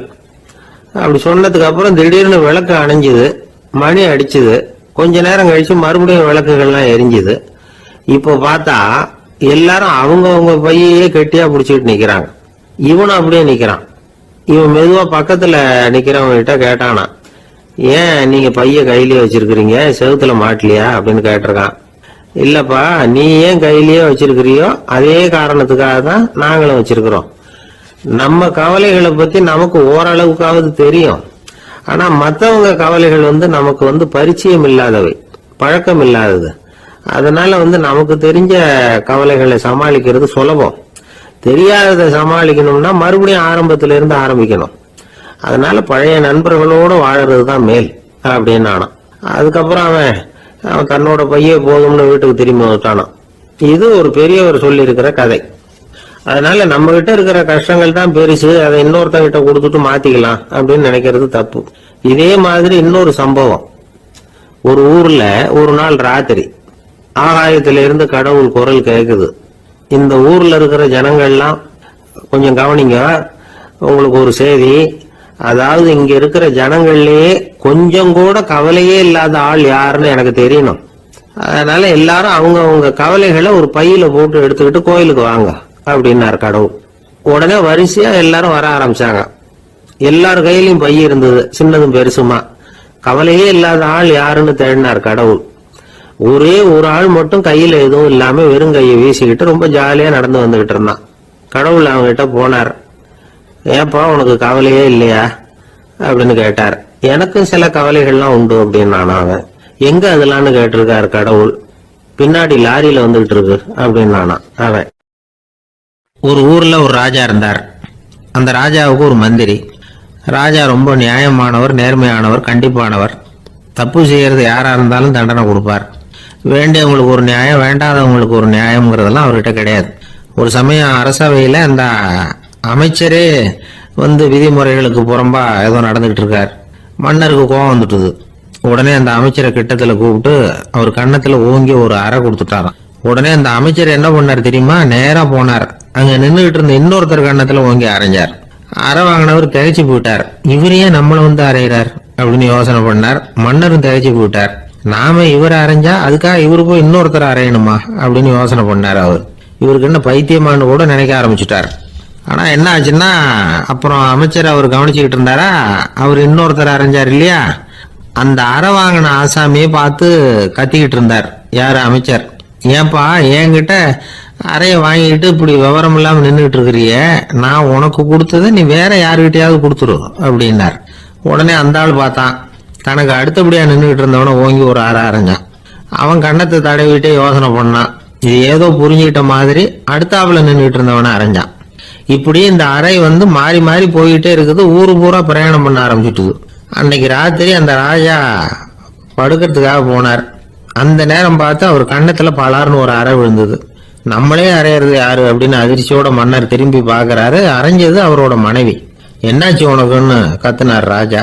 உங்களுக்கு தெரியாதா, ஊரு பூரா ஒருத்தர் மாத்தி ஒருத்தர் மூலமா இந்த அறை பிரயாணம் பண்ணிட்டு வருது அப்படின்னாங்க அந்த அம்மா. அப்படின்னா ஆரம்பிச்ச இடத்துக்கே வந்துட்டுதா அப்படின்னாராம் மன்னர். என்ன சொல்றீங்கன்னு கேட்டிருக்காங்க. இவர் விவரத்தை சொன்னாராம். அப்படின்னா நீங்க ஆரம்பிச்சு வச்ச இந்த விளையாட்டை நான் முடிச்சு வச்சுட்டேன் அப்படின்னாங்களாம் அந்த அம்மா. மறுநாள் காலை மறுபடியும் அரசவை கூடிச்சு அந்த அமைச்சர் மன்னரை பார்த்து கேட்டார், என்ன மகாராஜா, என்கிட்ட கொடுத்ததை திருப்பி வாங்கிட்டீங்களா அப்படின்னாராம். இப்படி நடக்கும்னு நான் எதிர்பார்க்கவே இல்லைன்னார் மன்னர். ஆனா நான் எதிர்பார்த்தேன். அது எங்க போயிட போகுது, ஊர் பூரா சுத்தி கடைசியில உங்ககிட்ட தான் வந்து சேரும் அப்படிங்கறது எனக்கு தெரியும் அப்படின்னார் அமைச்சர். இந்த கதை வேடிக்கையா இருந்தா கூட இதுல உள்ள கருத்து முக்கியமானது. இந்த உலகத்துல பல கருத்துக்கள் இப்படிதான் மாறி மாறி சுத்தி வந்துகிட்டே இருக்குது. நம்மால் ஒருத்தன் தன்னுடைய நண்பன் ஒருத்தனை கடத்தரில் பார்த்தான். உடனே ஓடி போய் பலாருன்னு ஒரு அறை கொடுத்தானா. அவன் கண்ணத்தை தடவிட்டு ஏன்டா என்ன அரைஞ்சேன்னு கேட்டிருக்கான். நீ ஏன்டா என்ன முட்டாள்னு என் மனைவிட்ட போய் சொன்னேன் அப்படின்ட்டு இருக்கான் அவன். உன்னை ஒரு முட்டாள்னு சொன்னதுக்காகவா நீ என்ன அரைஞ்ச அப்படின்னு கேட்டிருக்கான் இவன். டேய், நான் அதுக்காக அறையலப்பா, அது ஒரு பெரிய ரகசியம். நான் முட்டாளுங்கிறது அந்த ரகசியத்தை நீ ஏன் எங்க வீட்டுல போய் சொன்னேன், அதுக்காக தான் அரைஞ்சேன் அப்படின்னு அவன். ஒரு ஊர்ல ஒரு ராஜா இருந்தார். அவர் ஒரு பூனை வளர்த்தார். ரொம்ப செல்லமா அவர் அந்த பூனையை வளர்த்தார். அவர் என்ன பண்ணுவார் தெரியுமா, இரவு நேரத்துல அந்த பூனையோட தலையில ஒரு விளக்க வச்சிருவார். அந்த பூனை ரொம்ப ஜாக்கிரதையா அந்த விளக்கு கீழே விழுந்து விடாம பாத்துக்கும். தலையை ஆட்டாம ரொம்ப நிதானமா ராஜா பின்னாடி நடந்து போய்கிட்டே இருக்கும். அந்த விளக்கு வெளிச்சத்துல எல்லா வேலைகளையும் செஞ்சிருவார். கையில ஒரு விளக்க தனியா எடுத்துட்டு போக வேண்டிய அவசியமே இல்லை. விளக்க தூக்கிட்டு போற வேலையை அந்த பூனை பாத்துக்கும். அதனால ராஜாவுக்கு அந்த பூனை மேல ரொம்ப பிரியம். மந்திரிகளை எல்லாம் கூப்பிட்டு அவங்க கிட்ட சொல்லுவார், பாத்தீங்களா இந்த பூனை எவ்வளவு விசுவாசமா நடக்குது, என் பேர்ல எவ்வளவு மரியாதை பாத்தீங்களா அதுக்கு அப்படிம்பார். இதை கேட்டுவிட்டு அங்கிருந்த அமைச்சர்கள் ஒருத்தர் சொன்னார், மன்னா நீங்க சொல்றது சரிதான், இருந்தாலும் இந்த பூனையோட விசுவாசத்தை நாம கொஞ்சம் சோதிச்சு பார்க்க வேண்டியிருக்கு அப்படின்னாராம். சரி, உங்க ஆசையை ஏன் கெடுக்கணும், நல்லா சோதிச்சு பாருங்க அப்படின்னு சொல்லிவிட்டார் ராஜா. உடனே அந்த அமைச்சர் என்ன பண்ணார் தெரியுமா, எங்கேயோ புறப்பட்டு போனார். ஒரு 5-6 எலிகளை பிடிச்சிட்டு வந்தார். அரண்மனையில் ராஜா ஏதோ வேலை பார்த்துக்கிட்டு இருக்கிறாரு. பக்கத்துல அந்த பூனை ரொம்ப பணிவா நின்றுகிட்டு இருக்குது. அது தலையில விளக்கு எரிஞ்சுக்கிட்டு இருக்கு. அமைச்சர் தான் பிடிச்சிட்டு வந்த எலிகளை அந்த பூனை பார்வையில படுறது மாதிரி எதிரில் விட்டார். அந்த எலிகள்லாம் அங்கேயும் இங்கேயும் ஓட ஆரம்பிச்சுது. அதை பார்த்தது பூனை. அவ்வளவுதான், தலையில இருக்கிற விளக்க பத்தியும் கவலைப்படல, ராஜாவை பத்தியும் கவலைப்படல. ஒரே பாய்ச்சலா பாஞ்சு எலிகளை துரத்த ஆரம்பிச்சுட்டுது. தலையில இருந்த விளக்கு எங்கேயோ போய் விழுந்தது, அணைஞ்சு போச்சு. இருட்டுல ராஜா தடுமாற ஆரம்பிச்சுட்டார்.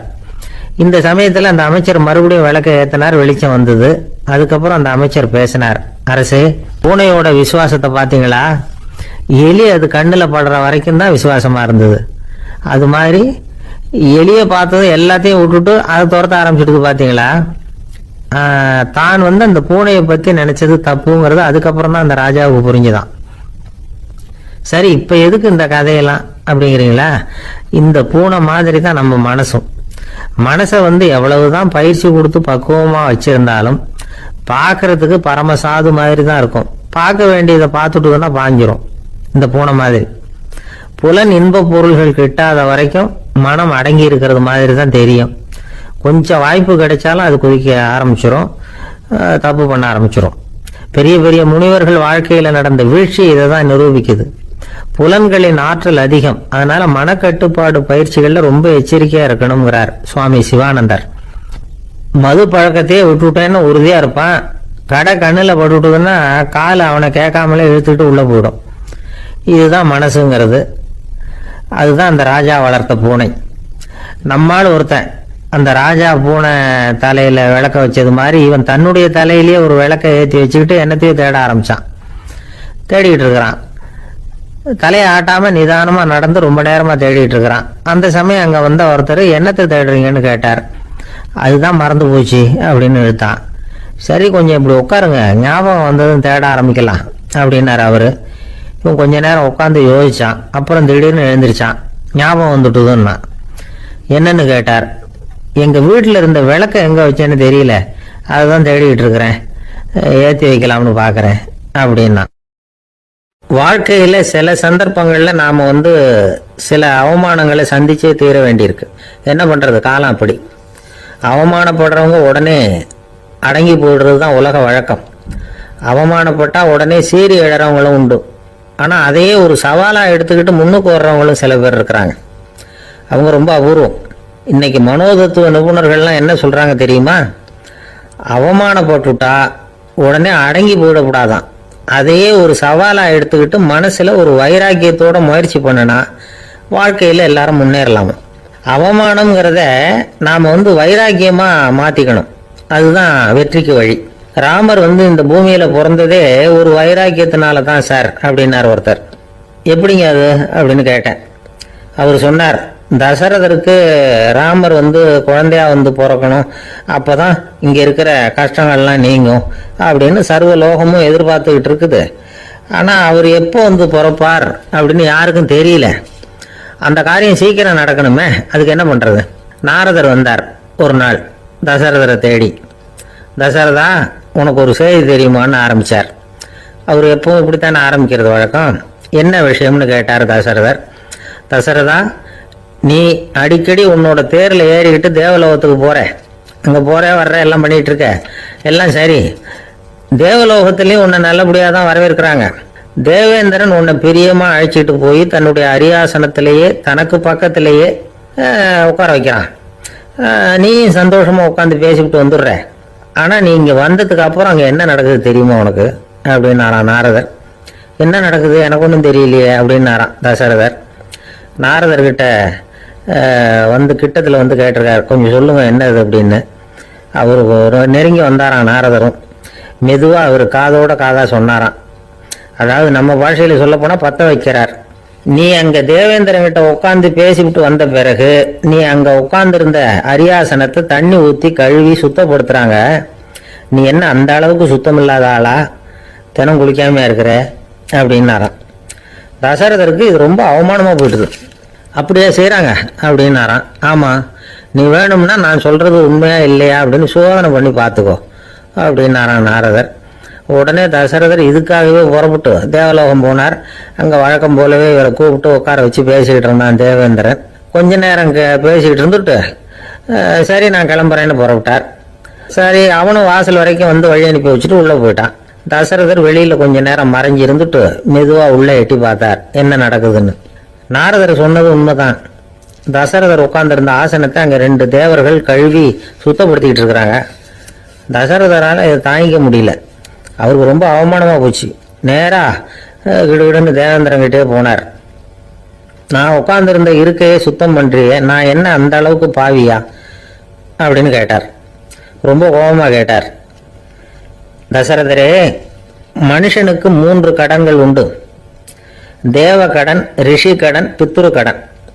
இதை தீர்க்காதவன் பாவியாகிறான். இதுல மகனை பெறுவதால் தான் பித்ரு கடன் தீரும்.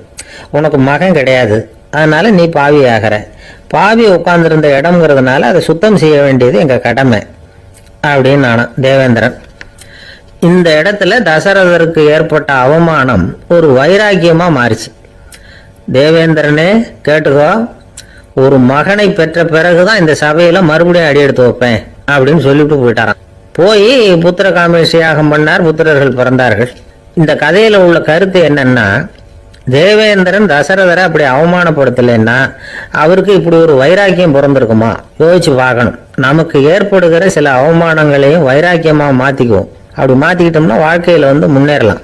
நம்ம ஆளுங்க சில பேர் அவமானத்தை வைராக்கியமா மாத்திக்கிறது எப்படி தெரியுமா? நம்மகிட்ட ஒரு பையன் சொன்னான், எங்க அப்பா என்னை எல்லாருக்கும் முன்னாடி வச்சு திட்டி விட்டார், பொறுப்பு இல்லாம ஊர் சுத்துறேன்னு சொல்லி அவமானப்படுத்தி விட்டார்.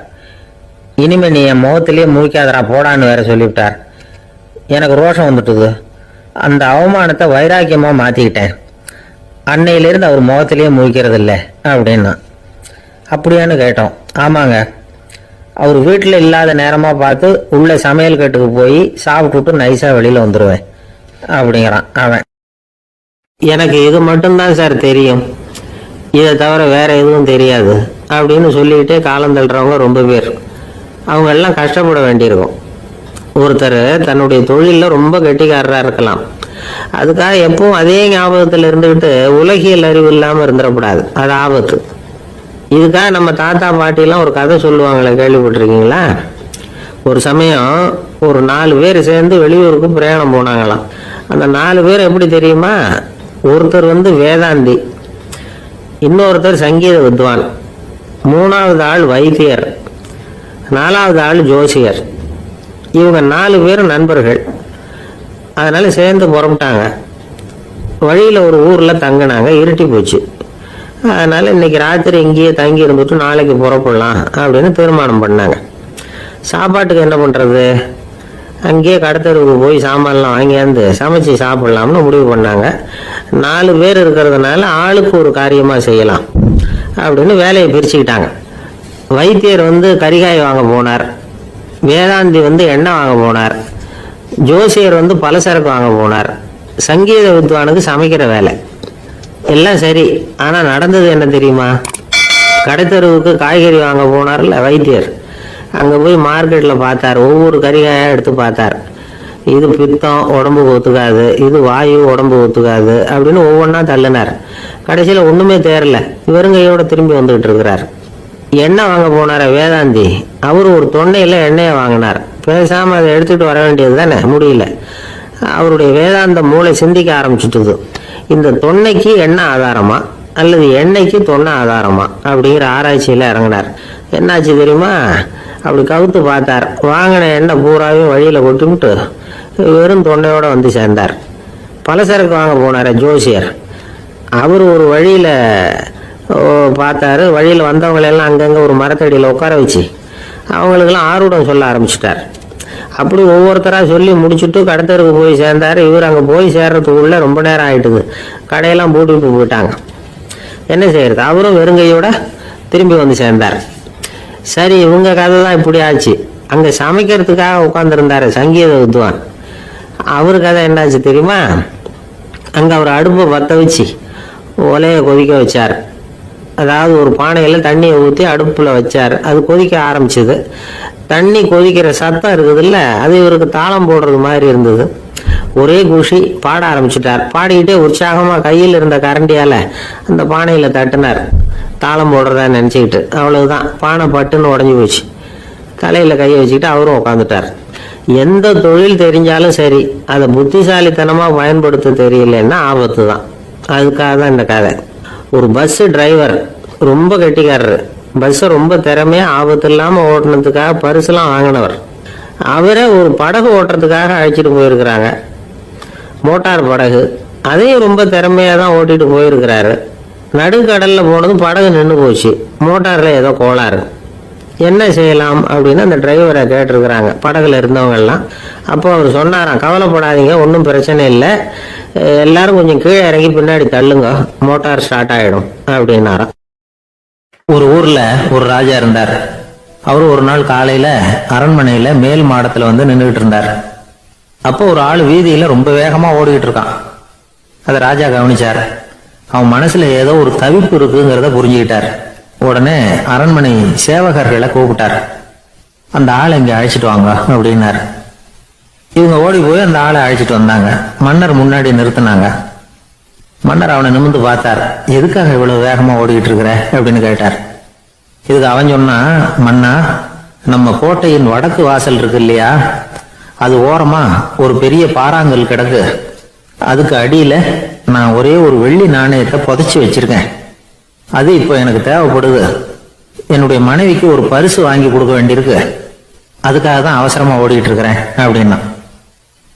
மன்னர் யோசனை பண்ணார். அப்புறம் சொன்னார், அதுக்காகவா இப்படி ஓடுற? பரவாயில்ல, அதை பத்தி கவலைப்படாத. நான் உனக்கு 10 வெள்ளி காசுகள் தர்றேன், வாங்கிட்டு திரும்பி போ அப்படின்னார். இவன் தலையை சொரிஞ்சான். மன்னா, நீங்க கொடுக்கறத ரொம்பவும் மகிழ்ச்சியோட வாங்கிக்கிறேன். இருந்தாலும் அதுக்கப்புறம் அந்த வடக்கு வாசலுக்கு போய் அங்க இருக்கிற ஒரு நாணயத்தையும் எடுத்துக்கிட்டு போயிடுறேனே அப்படின்னானா. இதை வரப்பா, அந்த ஒரு நாணயத்தை மறந்துடு, உனக்கு 100 வெள்ளி நாணயங்கள் தரேன் இருக்கார்.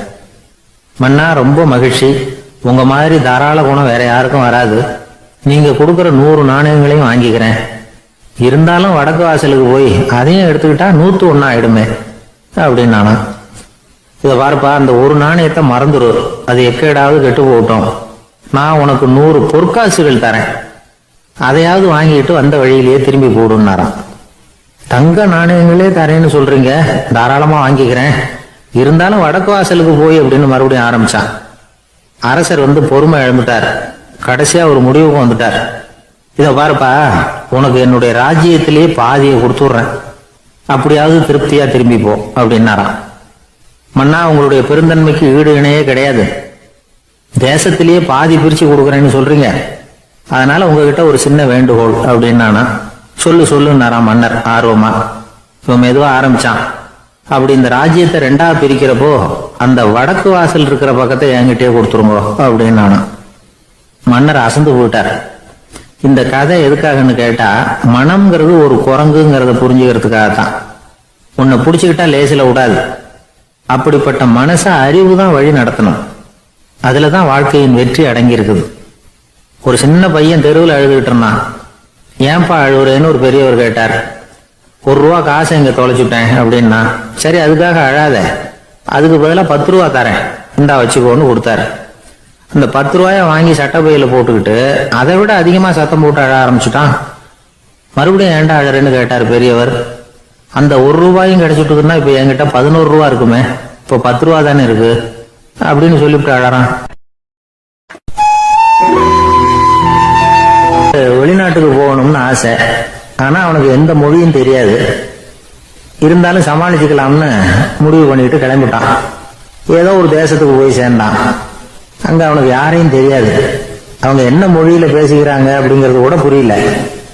என்ன பண்றதுன்னு யோசனை பண்ணிட்டு ஒரு இடத்துல நின்றுகிட்டு இருக்கிறான். எதிர ஒரு பெரிய கட்டடம். நிறைய பேர் உள்ள போயிட்டு இருக்கிறாங்க. இவனும் அவங்க பின்னாடியே உள்ள போனான். ஒரு பெரிய அறை, அலங்காரம்லாம் பண்ணி வச்சிருக்கிறாங்க. நிறைய பேர் சாப்பிட்றதுக்காக உட்காந்துருக்கிறாங்க. இவனுக்கு நல்ல பசி, அதனால இவனும் உட்காந்தான். சாப்பாடு போட்டாங்க, சாப்பிட்டான். அன்பான உபசரிப்பு.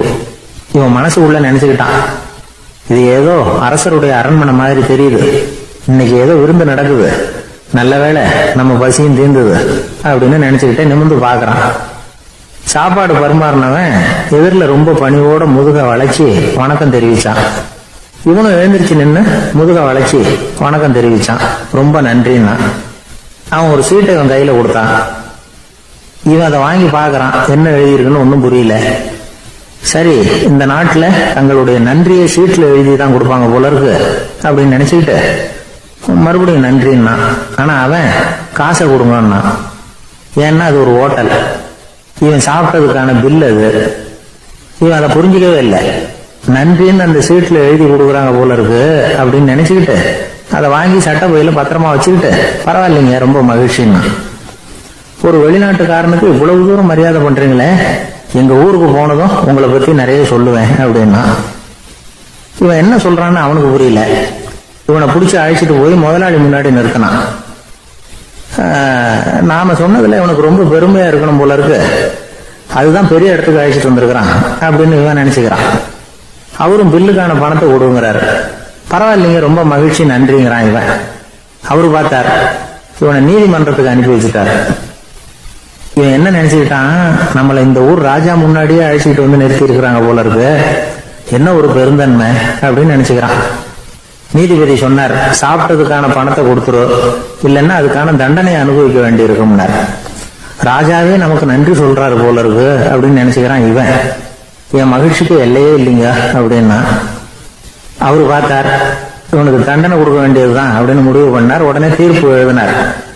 இவனை கழுதையில பின்புறமா உட்கார வைங்க, இவன் ஒரு மோசடிக்காரன் அப்படின்னு ஒரு போர்டு எழுதி அவன் கழுத்துல மாட்டுங்க, அப்புறம் அந்த கழுதையை ஊரு பூரா விரட்டுங்க அப்படின்னாரு. இவனுக்கு தான் மொழி புரியலையே, ஏதோ நடக்குது அப்படிங்கிறது மட்டும் புரியுது. எல்லாரும் சேர்ந்து இவனை ஒரு கழுது மேல உட்கார வச்சாங்க. ஓஹோ, நம்மளை பாராட்டி ஒரு ஊர்வலம் நடத்துறாங்க போல இருக்கு அப்படின்னு நினைச்சுக்கிறான் இவன். எல்லாரும் சத்தம் போட்டுக்கிட்டே கையை தட்டிக்கிட்டு கழுத பின்னாடி ஓடி வர்றாங்க. இவனுக்கு ரொம்ப உற்சாகமா இருக்குது. எல்லாருக்கும் கை கூப்பி வணக்கம் சொல்லிக்கிட்டே போறான். கூட்டத்துல திடீர்னு ஒரு தெரிஞ்ச முகம் தெரியுது. அவனுடைய தேசத்தை சேர்ந்த ஒரு ஆள் அவன். அவனை பார்த்ததும் இவனுக்கு ரொம்ப உற்சாகம். நம்ம ஊருக்கு போனதும் இங்க நமக்கு கிடைச்ச மரியாதையெல்லாம் உண்மைதான்னு சொல்றதுக்கு ஒரு சாட்சியும் கிடைச்சிட்டு அப்படின்னு நினைச்சுக்கிறான். அவனை பார்த்து கத்தனான், நல்லா பாத்துக்க, இந்த ஊர் மக்கள் எனக்கு எப்படிப்பட்ட வரவேற்பு கொடுக்குறாங்கிறத நல்லா கவனிச்சுக்கோ அப்படிங்கிறான். அவனுக்கு அவமானமா போட்டுது. தலையை குனிஞ்சுக்கிட்டே நழுவி போயிட்டான். இவன் பார்த்தான், அவன் தலை தெரியல. ஆகா, அவனுக்கு நம்ம மேல பொறாம போல இருக்கு, அதனாலதான் காணாம போயிட்டான் அப்படின்னு நினைச்சுக்கிறான். இப்படி ஒரு வேடிக்கை கதையை பெரியவங்க சொல்றது உண்டு. கதை வேடிக்கையா இருந்தாலும் இதுல உள்ள கருத்து என்ன தெரியுமா? அந்த கழுத மேல உட்கார்ந்துருக்கிறானே, அது மாதிரிதான் நாமளும் அகங்காரம்ங்கிற கழுத மேல உட்கார்ந்துகிட்டு இருக்கோமா. நாமளும் கிட்டத்தட்ட அதே மாதிரி பிரம்மையில தான் இருக்கிறோமா. என்ன நடக்குதுங்கிறதே புரியறது இல்ல. அகங்காரத்துல பேசுறவனுக்கும் சித்த சுவாதீனம் இல்லாம பேசுறவனுக்கும் அதிக வித்தியாசம் இருக்கிறது இல்ல. அது மாதிரி ஒருத்தன் தன்னுடைய வீட்டை சுத்தி சேற்ற வாரி அரைச்சிக்கிட்டு இருந்தானா. அந்த வழியா வந்த ஒரு பெரியவர் அதை பார்த்திருக்காரு. என்னப்பா பண்ணிட்டு இருக்கிற அப்படின்னு கேட்டாராம். கழுவிகளை விரட்டிட்டு இருக்கிறேன் அப்படின்னானா. இங்க கழுவிகளே காணுமே அப்படின்னாராம் அவரு. அதுதான் ஏற்கனவே விரட்டி விட்டனே அப்படின்னானா இவன். சங்கீத வித்வான்கள்ல பல வகை உண்டு. சில குறிப்பிட்ட ராகங்களை பாடுறதுல அவங்களுக்கு பெருமை வர்றது உண்டு. ஆனா ஒருத்தர் இருந்தார், அவரால் ஒரு ராகத்துக்கே பெருமை வந்தது. அந்த ராகத்தை அவர் வாசிச்சு கேட்கணும் அப்படின்னு சொல்லுவாங்க. அது என்ன ராகம்னா தோடி ராகம். சரி, அந்த வித்வான் யாருன்னா அவர் தான் திருவாவடுதுறை ராஜரத்னம் பிள்ளை.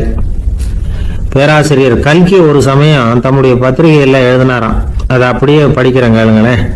ஆகா, ஸ்ரீ ராஜரத்னம் பிள்ளையின் தோடி ஆலாபனையை முதலில் கேட்டபோது அவருடைய கற்பனையை விட்டு தள்ளுங்கள். நம்முடைய மனதில் என்னென்ன இன்பமயமான கற்பனைகள் எல்லாம் உதித்தன.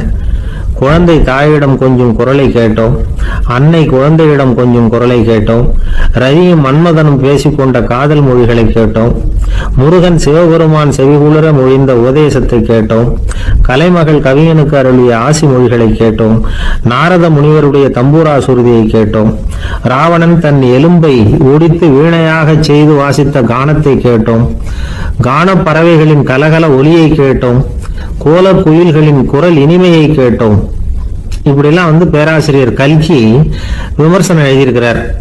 திருவாவடுதுறை ராஜரத்னம் பிள்ளை அவர்களுடைய வாசிப்பை கேட்டுட்டு டி.என். ராஜரத்னம் பிள்ளை இறந்து போனார். அப்போ கவிஞர் கண்ணதாசன் எழுதினார், செவியனில் ஓடி எங்கள் சிந்தையில் ஓடி இந்த புவியெல்லாம் ஓடி நின்பார் பொங்கிய தோடி வேறிங்கு எவரிடம் போகும் ஐய இனி அதை காப்பார் யாவர் அவிந்தனின் சடலத்தோடே அவிந்தது தோடிதானும் அப்படின்னு எழுதினாராம். அந்த அளவுக்கு அவருடைய தோடியை ரசித்தவர்கள் உண்டு.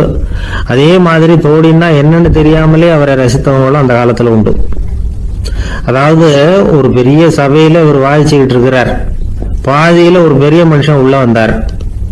அவர் உடம்புல பட்டு வேஷ்டி, ஜருக, அங்க வஸ்திரம், வாயில வெத்தலை, வாசனை புகையில, காதுல வைரக்கடுக்கன், கழுத்துல தங்க சங்கிலி, கை விரல் பூரா மோதிரம், கையில ஒரு வெள்ளி வெத்தலை பூட்டி, உதவிக்கு 2 பேர் பக்கத்துல. இவ்வளவு பந்தாவோட வராரு கச்சேரி கேட்கறதுக்கு. இப்படி வந்தவர் முதல் வரிசையில உட்கார்ந்தார். வித்வான் வாசிச்சு முடிச்சதும் இவர் அவரை பார்த்து, ஐயா, நீங்க தோடி வாசிக்கிறதுல ரொம்ப கெட்டிக்காரர்னு கேள்விப்பட்டிருக்கேன், அதை கேட்கறதுக்காக தான் மெனக்கிட்டு வந்திருக்கிறேன், அதை வாசிங்களேன் அப்படின்னாராம் இந்த பெரியவர். ராஜரத்னம் பிள்ளைக்கு ஒன்றும் புரியல. ஏன்னா இதுவரைக்கும் அவர் வாசிச்சுக்கிட்டு இருந்ததே அந்த தோடி ராகத்தை தான். அதை வாசிச்சு முடிச்சதும் அதை வாசிங்களேன்னு இவர் கேட்கிறார். அப்படின்னா இவரோட ஞானம் எப்படிப்பட்டது? இவ்வளவும் கேட்டுட்டு இப்படி கேட்கிறாரே அப்படின்னு அவர் யோசிச்சிருக்கிறார் ராஜரத்னம் பிள்ளை. உடனே என்ன பண்ணாரு தெரியுமா? பக்கத்துல ரொம்ப சாதுவா சுருதி போட்டுக்கிட்டு இருந்த ஒரு முதுகுல ஓங்கி ஒரு குத்து விட்டாராம். அவருக்கு ஒன்றும் புரியல, எதுக்கு நம்மளை அடிக்கிறாரு இவரு, நம்மளை குத்துறாரு வித்வான்னு. அவர் அதிர்ச்சியால இவர் நிமிர்ந்து பார்த்திருக்கார்.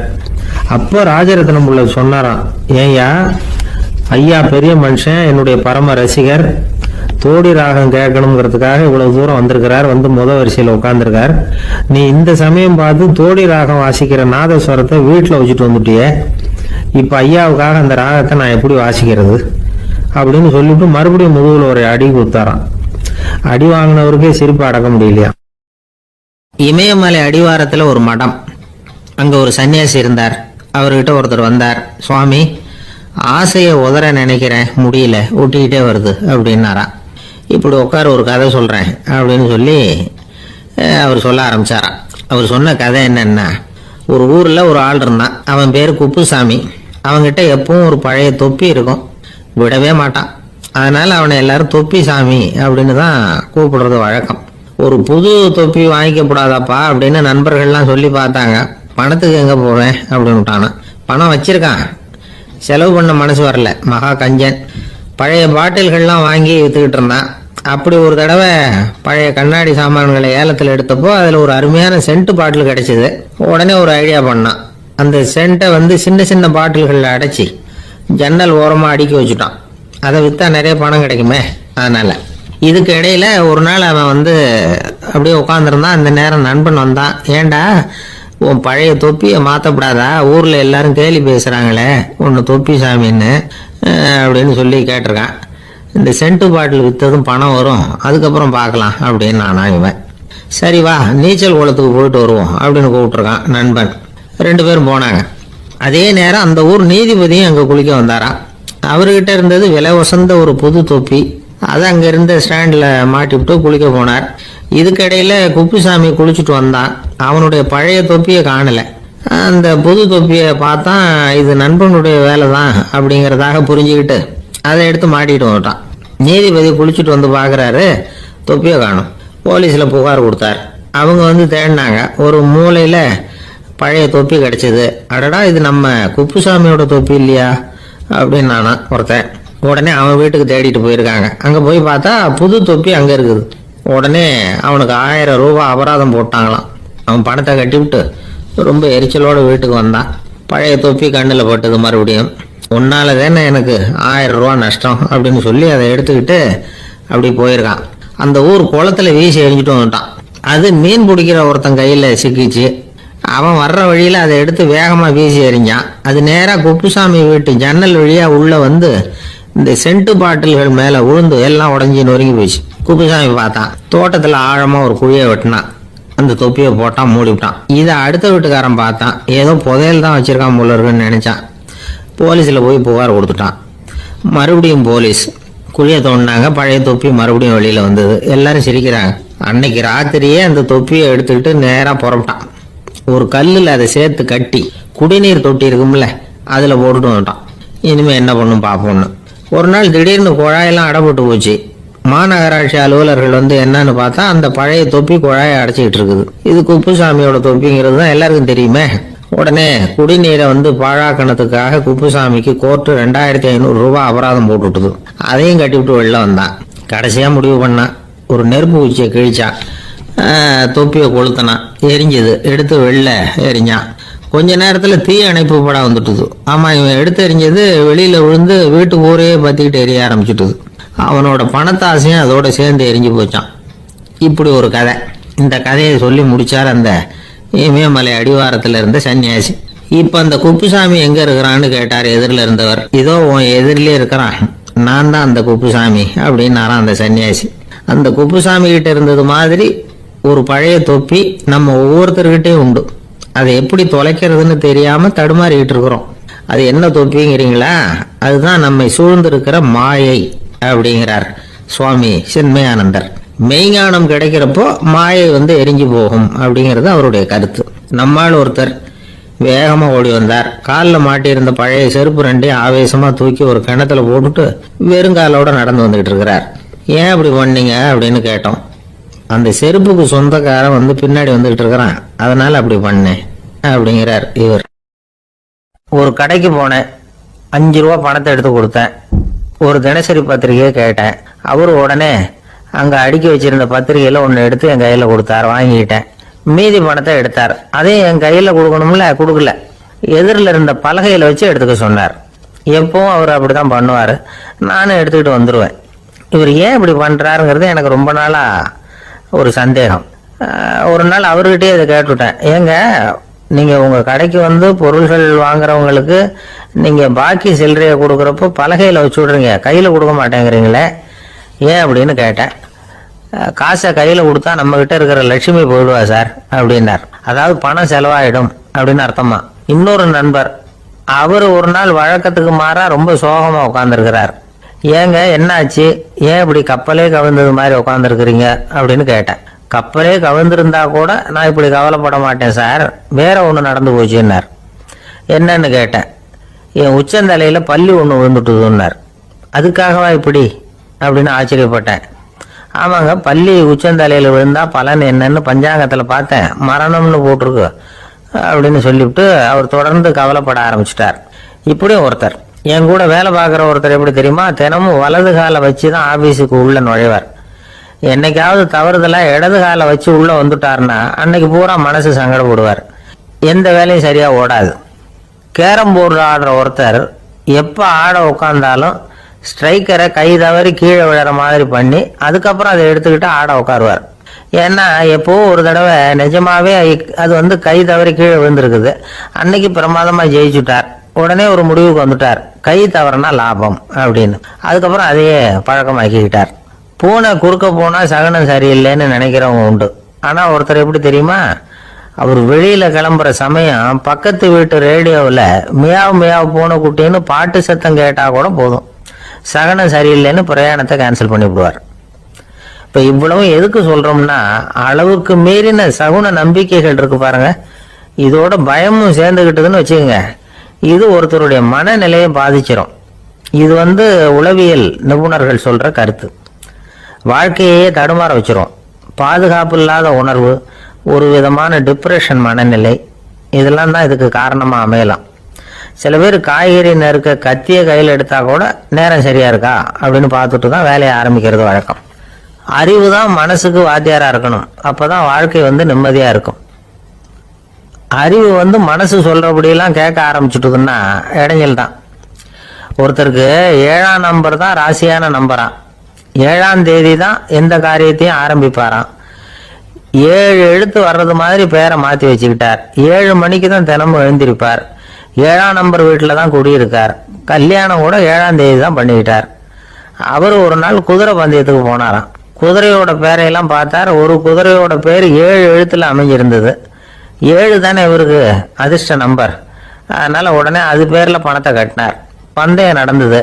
என்ன சார் ஆச்சுன்னு கேட்டாங்க. நான் பணம் கட்டின அந்த என்னோட குதிரை 7ஆவதா சேர்ந்தது சார் அப்படின்னாராம் சோகமா. இந்த உலகத்துல நாம நல்லபடியா இருக்கணும்னா அதுக்கு முக்கியமா தேவைப்படுறது 2. ஒன்னு செல்வம், இன்னொன்னு அறிவு. சரி, இது 2ல சிறந்தது எது அப்படின்னு ஒரு கேள்வி கேட்டா என்ன பதில் சொல்றது? இதே கேள்விய ஹஸ்ரத் அலி அவர்கள் கிட்ட கேட்டாங்களாம். அவர் ஒரு பெரிய அறிஞர். கேள்வி கேட்டவங்களும் சாதாரண ஆட்கள் இல்லை, இவங்களும் அறிஞர்கள். ஒரு நாள் ஹஸ்ரத் அலி அவர்கள்கிட்ட 10 அறிஞர்கள் வந்தாங்களாம். ஐயா, நாங்க 10 பேரும் உங்ககிட்ட ஒரே கேள்வியை தான் கேட்க வந்திருக்கிறோம், ஆனா எங்க 10 பேருக்கும் நீங்க தனித்தனியா பதில் சொல்ல முடியுமா அப்படின்னு கேட்டிருக்காங்க. அதாவது அவங்க ஒரே கேள்விக்கு இவர்கிட்ட இருந்து 10 விதமான பதில் எதிர்பார்க்கறாங்க. சரி கேளுங்க, என்ன கேள்வி அப்படின்னாரு அவர். அப்பதான் அவங்க கேட்டாங்களாம், செல்வம் அறிவு இது 2ல சிறந்தது எது? இதுதான் கேள்வி. ஹஸ்ரத் அலி என்ன பண்ணார் தெரியுமா? அவங்கள ஒவ்வொருத்தரா கூப்பிட்டார். ஒவ்வொரு விதமான பதில சொல்லி அனுப்புனார். முதல்ல ஒருத்தரை கூப்பிட்டார். சொன்னார், அறிவுங்கிறது தீர்க்கதரிசிகள், ஞானிகள், மகான்கள் இவங்களோட பரம்பரை சொத்து. ஆனா செல்வம்ங்கிறது கொடுங்கோலரின் ஆயுதம். அதனால அறிவு தான் சிறந்தது அப்படின்னார். 2வது ஆளை கூப்பிட்டார். உங்ககிட்ட செல்வம் இருந்தா நீங்க தான் அதை காப்பாற்றணும், ஆனா அறிவு உங்களை எப்பவும் காப்பாற்றும். ஆகவே அறிவு தான் சிறந்தது அப்படின்னார். 3வது ஆளை கூப்பிட்டார். செல்வந்தனுக்கு எப்போதும் விரோதிகள் அதிகம், ஆனா அறிஞனுக்கு நண்பர்கள் அதிகம். அதனால அறிவு தான் சிறந்ததுன்னார். அடுத்தவரை கூப்பிட்டார். செல்வம் அடுத்தவங்களுக்கு கொடுக்க கொடுக்க குறையும், ஆனா கல்விங்கிறது அதிகரிச்சுக்கிட்டே வரும், கொடுக்கறதுனால குறையாது. அதனால அறிவு தான் சிறந்ததுன்னார். இன்னொருத்தரை கூப்பிட்டார். அறிவு உள்ளவன் எப்பவும் அதை அடுத்தவங்களுக்கு வாரி வழங்கிக்கிட்டே இருப்பான், அதனால அவங்ககிட்ட தாராளத்தன்மை இருக்கும். ஆனா செல்வந்தன் கிட்ட கஞ்சத்தனம் தான் இருக்கும், அதனால அறிவு தான் சிறந்ததுன்னார். 6வது நபரை கூப்பிட்டார். செல்வத்தை கள்வர்கள் திருடிட்டு போக முடியும், ஆனா அறிவை அப்படி திருடிட்டு போக முடியாது அப்படின்னார். 7வது நபரை கூப்பிட்டார். செல்வம் கால ஓட்டத்துல அழிஞ்சிரும், ஆனா அறிவை கால ஓட்டம் ஒன்றும் பண்ண முடியாது, ஆகவே அறிவே சிறந்ததுன்னார். 8வது ஆளை கூப்பிட்டு சொன்னார், செல்வத்துக்கு எப்பவும் எல்லை உண்டு, நிறை உண்டு, அளவு உண்டு, கணக்கு உண்டு. ஆனா அறிவுக்கு அப்படிப்பட்ட எல்லை எதுவும் கிடையாது, அதனால அதுதான் சிறந்ததுன்னார். அடுத்தவனை கூப்பிட்டார். செல்வம் உள்ளத்துல உள்ள ஒளியை போக்கிவிடும், இருட்டை உண்டாக்கிவிடும், விருந்த மனப்பான்மையை குறுகலாக்கிவிடும். ஆனா அறிவு அப்படி இல்லை, இருண்ட உள்ளத்துல ஒளியை பாய்ச்சி அதை விசாலப்படுத்துது, அதுதான் சிறந்ததுன்னார். கடைசியா 10வது நபரை கூப்பிட்டார். செல்வம் மனசுல செருக்கை உண்டாக்குது, ஆணவத்தை ஏற்படுத்துது, அதனால நானே கடவுள்னு நினைக்கிற அளவுக்கு மனுஷனை தாழ்த்தி விடுது. ஆனா அறிவு பணிவையும் பண்பாட்டையும் வளர்க்குது, அதனால அறிவு தான் சிறந்ததுன்னார். ஆக இப்படி 10 பேருக்கும் 10 விதமா பதில் சொன்னது மூலமா ஹஸ்ரத் அலி அவர்கள் அறிவுதான் செல்வத்தை விட சிறந்தது அப்படிங்கிறதுக்கு 10 காரணங்களை சுட்டி காட்டியிருக்கார். அந்த அறிஞர் 10 பேர் கேட்ட ஒரே கேள்விக்கு 10 பதில் சொன்னார். நமக்கு வேண்டிய ஒருத்தர் 10 பேர் கேட்ட கேள்விக்கு ஒரே பதில சொல்லி சமாளிச்சார். கேள்வி என்ன தெரியுமா? என்கிட்ட வாங்கின கடனை எப்பயா திருப்பி கொடுக்க போற? இதுதான் அந்த 10 பேரும் கேட்ட ஒரே கேள்வி. இந்த மாசம் 26ஆம் தேதி தந்துடுறேன் அப்படிங்கிற ஒரே பதில சொல்லி அவ்வளவு பேரையும் இவர் அனுப்பி வச்சுட்டாராம். எல்லாரும் போனதுக்கு அப்புறம் இவரை தனியா கூப்பிட்டு கேட்டிருக்கிறாங்க. அது என்ன சார் கணக்கு 26ஆம் தேதி அன்னைக்கு என்ன அதிசயம் நடக்க போகுது அப்படின்னு கேட்டிருக்காங்க. அதிசயம் அன்னைக்கு இல்ல, அதுக்கு முத நாளே நடக்க போகுதுன்னாராம். விவரமா சொல்லுங்கன்னு இருக்காங்க. வேற ஒண்ணும் இல்லைங்க, 26ஆம் தேதி தானே எல்லாரையும் வர சொல்லி இருக்கிறேன், அதுக்கு முத நாளே நான் புறப்பட்டு தலைமறைவாயிட போறேன் அப்படின்னாராம். ரொம்ப பெருமையா. ஒரு இலக்கிய கூட்டம் ஏற்பாடு பண்ணிருக்கிறோம், நீங்க அவசியம் வந்து அதுல பேசணும் அப்படின்னு கேட்டுக்கிட்டார் ஒருத்தர். வேணாங்க, 4 பேருக்கு முன்னாடி வந்து நிக்கிறதுன்னா எனக்கு ரொம்ப கூச்சமா இருக்கும் அப்படின்னாரு இவரு. ஏன் சார் இன்னமும் குழந்தை மாதிரி கூச்சப்படுறீங்களே அப்படின்னாரு அவர் ஒரு மாதிரியா சமாளிச்சு அனுப்பி வச்சுட்டு அதுக்கப்புறம் அதை பத்தி இவர் யோசிச்சு பார்த்திருக்கார். சில நிபுணர்கள் எழுதியிருக்கிறத படிச்சும் பார்த்திருக்கிறார். மனோதத்துவ நிபுணர்கள் என்ன சொல்றாங்க தெரியுமா? 10% 20% குழந்தைகள் பிறக்கிறப்பவே கூச்ச சுபாவம் கொண்டதா தான் இருக்குதான். ஒரு தாத்தா தன்னோட பேர பிள்ளைய ஆசையா கூப்பிடுறாரு விளையாட்டு காட்ட, அதை அழுதுகிட்டு ஓடி போகுது. ஒரு அம்மா தன்னோட பிள்ளைய பள்ளிக்கூடத்துல சேர்க்கறதுக்காக கூப்பிட்டுக்கிட்டு போறாங்க. அந்த புள்ள அம்மாவோட முந்தானையில ஒளிஞ்சுக்கிட்டு வெளில வரமாட்டேங்குது. இவங்களெல்லாம் எப்படி சமாளிக்கிறது? குழந்தைகளோட கூச்ச சுபாவத்தை போக்குறது எப்படி? இதுக்கு நிபுணர்கள் சில யோசனைகளை சொல்லி இருக்கிறாங்க. மற்றவங்களுக்கு முன்னாடி என் பையனுக்கு கூச்சம் ரொம்ப அதிகம் சார், மற்றவங்க பார்த்தா ரொம்ப வெக்கப்படுறான் இப்படி சொல்ற அப்பாக்கள் உண்டு. என் பையன் புது மனுஷால பார்த்தா அட்டையா ஒட்டிக்குவான் சார் அப்படின்னு சொல்ற அப்பாக்களும் உண்டு. இப்படிலாம் குழந்தைகளுக்கு வந்து முத்திரை குத்துறது ரொம்ப தப்பான். புதுசா யாராவது வீட்டுக்கு வந்தா குழந்தை தானா தன்னோட கூச்சத்தையும் பயத்தையும் போக்கிக்கிட்டு சகஜமா மாறி வர்றதுக்கு வாய்ப்பு கொடுக்கணுமா. ஒரு கூட்டத்துக்கோ அல்லது சொந்தக்காரங்க கல்யாணத்துக்கோ குழந்தைய அழைச்சிட்டு போறீங்க, அங்க போய் கட்டாயப்படுத்தி குழந்தைய மற்றவங்க கிட்ட பேச சொல்லக்கூடாது. சில சமயம் குழந்தை தானா தன்னுடைய கூச்ச சுபாவத்தை விட்டு பேசுறதுக்கு முன் வந்தா அதை பாராட்டணும். குழந்தை கலகலப்பு இல்லாம மௌனமா இருந்ததுன்னா அதையும் கண்டுக்க கூடாது. குழந்தை பேச ஆரம்பிச்சா அதை ஆர்வத்தோட கவனிக்க தெரியணும். கலந்து உரையாடுற பழக்கத்தை வீட்லயே ஆரம்பிக்கலாம். கேட்டதுக்கு பதில் சொல் அப்படின்னு நீங்க அதிகாரம் பண்ணிட்டு இருக்க கூடாது. அது வந்து குழந்தைக்கு பேசுற சந்தர்ப்பத்தை குறைச்சிருமா. இப்ப நாம அதிகாரம் பண்ணா கேலி செய்யற பழக்கம் குழந்தைகளை வந்து ரொம்ப பாதிச்சிருமா.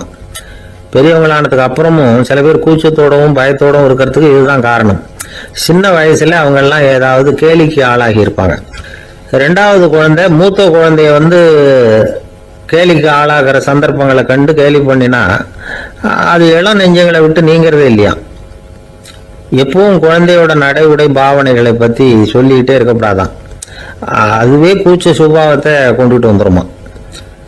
அப்பா எங்கன்னு யாராவது கேட்டா இது மாதிரி இன்ன காரியத்துக்காக வெளியில போயிருக்கார், இத்தனை மணிக்கு திரும்பி வருவார் அப்படின்னு சொல்ற அளவுக்கு குழந்தைகளை வந்து பழக்கப்படுத்தி வைக்கணும். போன்லயே யாராவது விசாரிச்சா கூட இது மாதிரி பதில் சொல்லு அப்படின்னு சொல்லணும். சின்ன சின்ன மீட்டிங்ல 4 வார்த்தை பேச தயார் பண்ணலாம். ஒரு கடையிலயோ அல்லது ஹோட்டல்லையோ ஏதாவது விவரம் கேட்கணும்னா உங்க குழந்தைய தைரியமா அனுப்புங்க. குழந்தைகள் பணிவாகவும் பொறுமையாகவும் விவரம் கேட்கிறப்போ கூச்ச சுபாவம் தானா போயிடும். சின்ன வயசுலயே இப்படி எல்லாம் பழக்கப்படுத்தினாதான் வருங்காலத்துல தைரியமா இந்த சமுதாயத்துல வாழ முடியும். இல்லைன்னா 60 வயசுலயும் அடுப்பங்கரையை விட்டு வெளில வர்றதுக்கு கூச்சப்பட்டுக்கிட்டு தான் இருக்க வேண்டியிருக்கும். இந்த காலத்து பிள்ளைங்க எவ்வளவோ பரவாயில்ல, எதுக்கும் தயங்குறது இல்லை, கூச்சப்படுறது இல்லை. ஒரு அம்மா அடுப்பங்கரையிலேருந்து சத்தம் போட்டாங்க, டேய் ராமு, தயவு பண்ணி அந்த டிவியை நிறுத்துறா, அந்த பெண்ணோட குரல் மகா மோசம், அடுப்பங்கரையில் இருக்கிற என்னாலேயே அதை சகிச்சுக்க முடியல அப்படின்னாங்களாம். உடனே பையன் கொஞ்சம் கூட தயங்காம பதில் சொல்றான், அம்மா இந்த குரல் டிவியிலிருந்து வரல, எழுத்த விட்டு மாமி தான் இங்க வந்திருக்கிறாங்க, அவங்க தான் இப்ப என்னோட பேசிக்கிட்டு இருக்கிறாங்க அப்படின்னு. வங்க நாவலாசிரியர் சரத் சந்திரர் ஒரு நண்பர் அவர்கிட்ட வந்தார். வழக்கமா எல்லா எழுத்தாளர்கள்கிட்டையும் கேட்கிற ஒரு கேள்வியை கேட்டார். நீங்க எழுத்துத்துறைக்கு வந்தது எப்படி? இதுதான் கேள்வி. அதை தெரிஞ்சு என்ன பிரயோஜனம்னார் சரத் சந்திரர். சும்மா சொல்லுங்களேன், தெரிஞ்சுக்கிறேன் அப்படின்னார் வந்தவர். சரி சொல்றேன்னு ஆரம்பிச்சார். நான் ரங்கூன்ல வேலை பார்த்துக்கிட்டு இருந்தேன். சம்பளம் பத்தல. வேலையும் பார்த்துக்கிட்டு ஒரு பலசரக்கு கடை வைக்கலாம்னு நினைச்சேன். என்னால் மளிகை கடை வச்சு சரியாக நடத்த முடியுமாங்கிற சந்தேகம் என் மனைவிக்கு. அதை சோதனை பண்ணி பார்க்கணுங்கிறதுக்காக சில பொருள்களின் அளவு, அதோட விலை, இப்படி சிலதை சொல்லி எல்லாத்தையும் மனக்கணக்காக கூட்டி போட சொன்னாங்க. என்னால் சரியாக கூட்டி சொல்ல முடியல. உங்களால் மளிகை கடை நடத்த முடியாதுன்னு சொல்லிவிட்டாங்க. உடனே என்ன பண்ணுறது, வேற வழி இல்லை, கதை எழுத ஆரம்பிச்சிட்டேன் அப்படின்னார். கேட்டவருக்கு சிரிப்பு வந்துட்டு தான். சரத் சந்திரர் ஒரு பக்கம் சீரியஸான நாவல்கள், சிறுகதைகள் எழுதியிருந்தாலும் அவருடைய இன்னொரு பக்கம் வேற விதம். நண்பர்கள் கிட்ட பேசும்பொழுதும் சரி, அவர்களுக்கு கடிதங்கள் எழுதும் போதும் சரி, கேலியும் கிண்டலும் நகைச்சுவை உணர்வும் அதிகமா இருக்கும். காந்திஜி ஒரு சமயம் கல்கத்தாவுக்கு வந்திருந்தார். தேசபக்தர்கள் பல பேர் அவர்கிட்ட பேசிக்கிட்டு இருந்தாங்க. அப்போ சரத் சந்திரரும் அங்க இருந்தார். கிரண் சங்கர் ராய் அப்படிங்கிறவரும் அங்க இருந்தார். அவர் சொன்னாராம், காந்திஜியோட பழகிய முதல் வங்காளி நான் தான். போயர் யுத்த காலத்துல இவர் லண்டனுக்கு வந்திருந்தப்போ என்கிட்ட தான் வங்காள மொழி கத்துக்கிட்டார் அப்படின்னாராம். உடனே சரத் சந்திரர் காந்திஜியை பார்த்து, இவர் உங்களுக்கு வங்காள மொழி கத்து கொடுத்தது உண்மைதானா அப்படின்னாராம். ஆமான்னாராம் காந்தி. அதனாலதான் உங்களால வங்காள மொழி கத்துக்க முடியல அப்படின்னாராம். எல்லாரும் சிரிச்சாங்களாம். சரத் சந்திரர் சாம்தா பேர் அப்படிங்கிற கிராமத்துல தங்கி இருந்தார் ஒரு இலக்கிய நிகழ்ச்சியில கலந்துக்கிறதுக்காக. அதுக்காக ஒரு கல்கத்தாவுக்கு போக வேண்டிய சூழ்நிலை. அதுக்காக புறப்பட்டார். அந்த சமயத்துல பின்னாடி இருந்து யாரோ அவரை கூப்பிட்டாங்க. இப்படி கூப்பிட்டவரை பார்த்து இன்னொருத்தர் யாரோ அதட்டி இருக்கிறாங்க. போகிறவரை ஏன் இப்படி கூப்பிடுறீங்க அப்படின்னு. ஏன் கூப்பிட்டா என்னன்னு கேட்டிருக்கார் சரத் சந்திரர். புறப்படுறவங்கள பின்னாடி இருந்து கூப்பிடுறது அபசகனம், போற இடத்துல ஏதாவது ஆபத்து வரலாம் அப்படின்னு அதுக்கு விளக்கம் கொடுத்திருக்கிறார் அவர். உடனே சரத் சந்திரர் சொன்னாராம், இதோ இவங்க என்ன இலக்கிய கூட்டத்துக்கு அழைச்சிட்டு போறாங்களே, இதை விட வேற என்ன ஆபத்து வந்துட போகுது அப்படின்னாராம். இப்படி சரத் சந்திரருக்கு இயல்பாவே நகைச்சுவை உணர்வு உண்டு. அவருடைய நண்பர் ஒருத்தர் வீட்டுக்கு கூப்பிட்டு இருந்தார். அங்க ஒரு கச்சேரிக்கு ஏற்பாடு பண்ணியிருந்தாங்க. சரத் சந்திரருக்கு இயல்பாவே கச்சேரியில நீண்ட ஆலோசனையெல்லாம் கேட்கறதுக்கு பொறுமை இருக்காது. அதனால மெதுவா பாட போறவர் எப்படி அப்படின்னு கேட்டிருக்கார். அவருக்கு ரொம்ப நல்லா பாட தெரியும் அப்படின்னு சொல்லியிருக்கிறாங்க. அதுக்கு சரத் சந்திரர், பாட தெரியுங்கிறது சரி, பாட்டை நிறுத்த தெரியுமா அதை சொல்லுங்க முதல்ல அப்படின்னாராம்.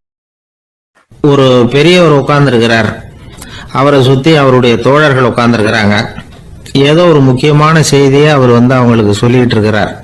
அவங்களும் ஆர்வமா கேட்டுக்கிட்டு இருக்கிறாங்க. இந்த சமயத்துல யாரோ ஒரு ஆள் வேகமா அங்க வர்றார். வர்ற வேகத்திலேயே எனக்கு ஏதாவது உதவி செய்யுங்க அப்படின்னு கேட்டுக்கிட்டே வர்றார். கேட்கறது உதவி, ஆனா குரல் மிரட்டுறது மாதிரி இருக்கு, அதட்டி கேட்கறது மாதிரி இருக்கு. இதை கேட்டது அந்த பெரியவர் ஆத்திரப்படலை, ஆனா அவரை சுத்தி இருந்தவங்க ஆத்திரப்பட்டாங்க. இதை பெரியவர் கவனிச்சார். கொஞ்சம் அமைதியா இருங்கன்னார். வந்தவரை கூப்பிட்டார். அவருக்கு சில பொருள்களை கொடுத்தார். என்னங்க இப்போ உங்களுக்கு மகிழ்ச்சி தானே அப்படின்னார். அப்படின்னு அலட்சியமா அவர் சொல்றார். நான் உங்களை நல்ல முறையில நடத்தினேன்னா அப்படின்னு கேட்கிறாரு அவர் மறுபடியும். அதெல்லாம் ஒண்ணும் இல்லை அப்படின்னு சொல்லி அவரு சொல்லிட்டு இருக்கிறாரு. குரல்ல கடுமை குறையில. சுத்தி இருந்தவங்களால இதை பொறுத்துக்க முடியல. கோபத்தோடு அவரை நோக்கி நெருங்க ஆரம்பிச்சாங்க. பெரியவர் அவங்களை எல்லாம் தடுத்து நிறுத்தினார். வந்தவரை வாங்க என்னோட அப்படின்னு சொல்லி அழைச்சிட்டு போனார். வீட்டுக்கு போனார். அங்க போனதும் இன்னும் சில பொருள்களை எடுத்து அவர்கிட்ட கொடுத்தார். இப்ப திருப்தி தானே, நான் உங்ககிட்ட நல்ல முறையில நடந்துகிட்டேனா அப்படின்னார். அவர் முகம் இப்பதான் கொஞ்சம் மலர்ந்தது.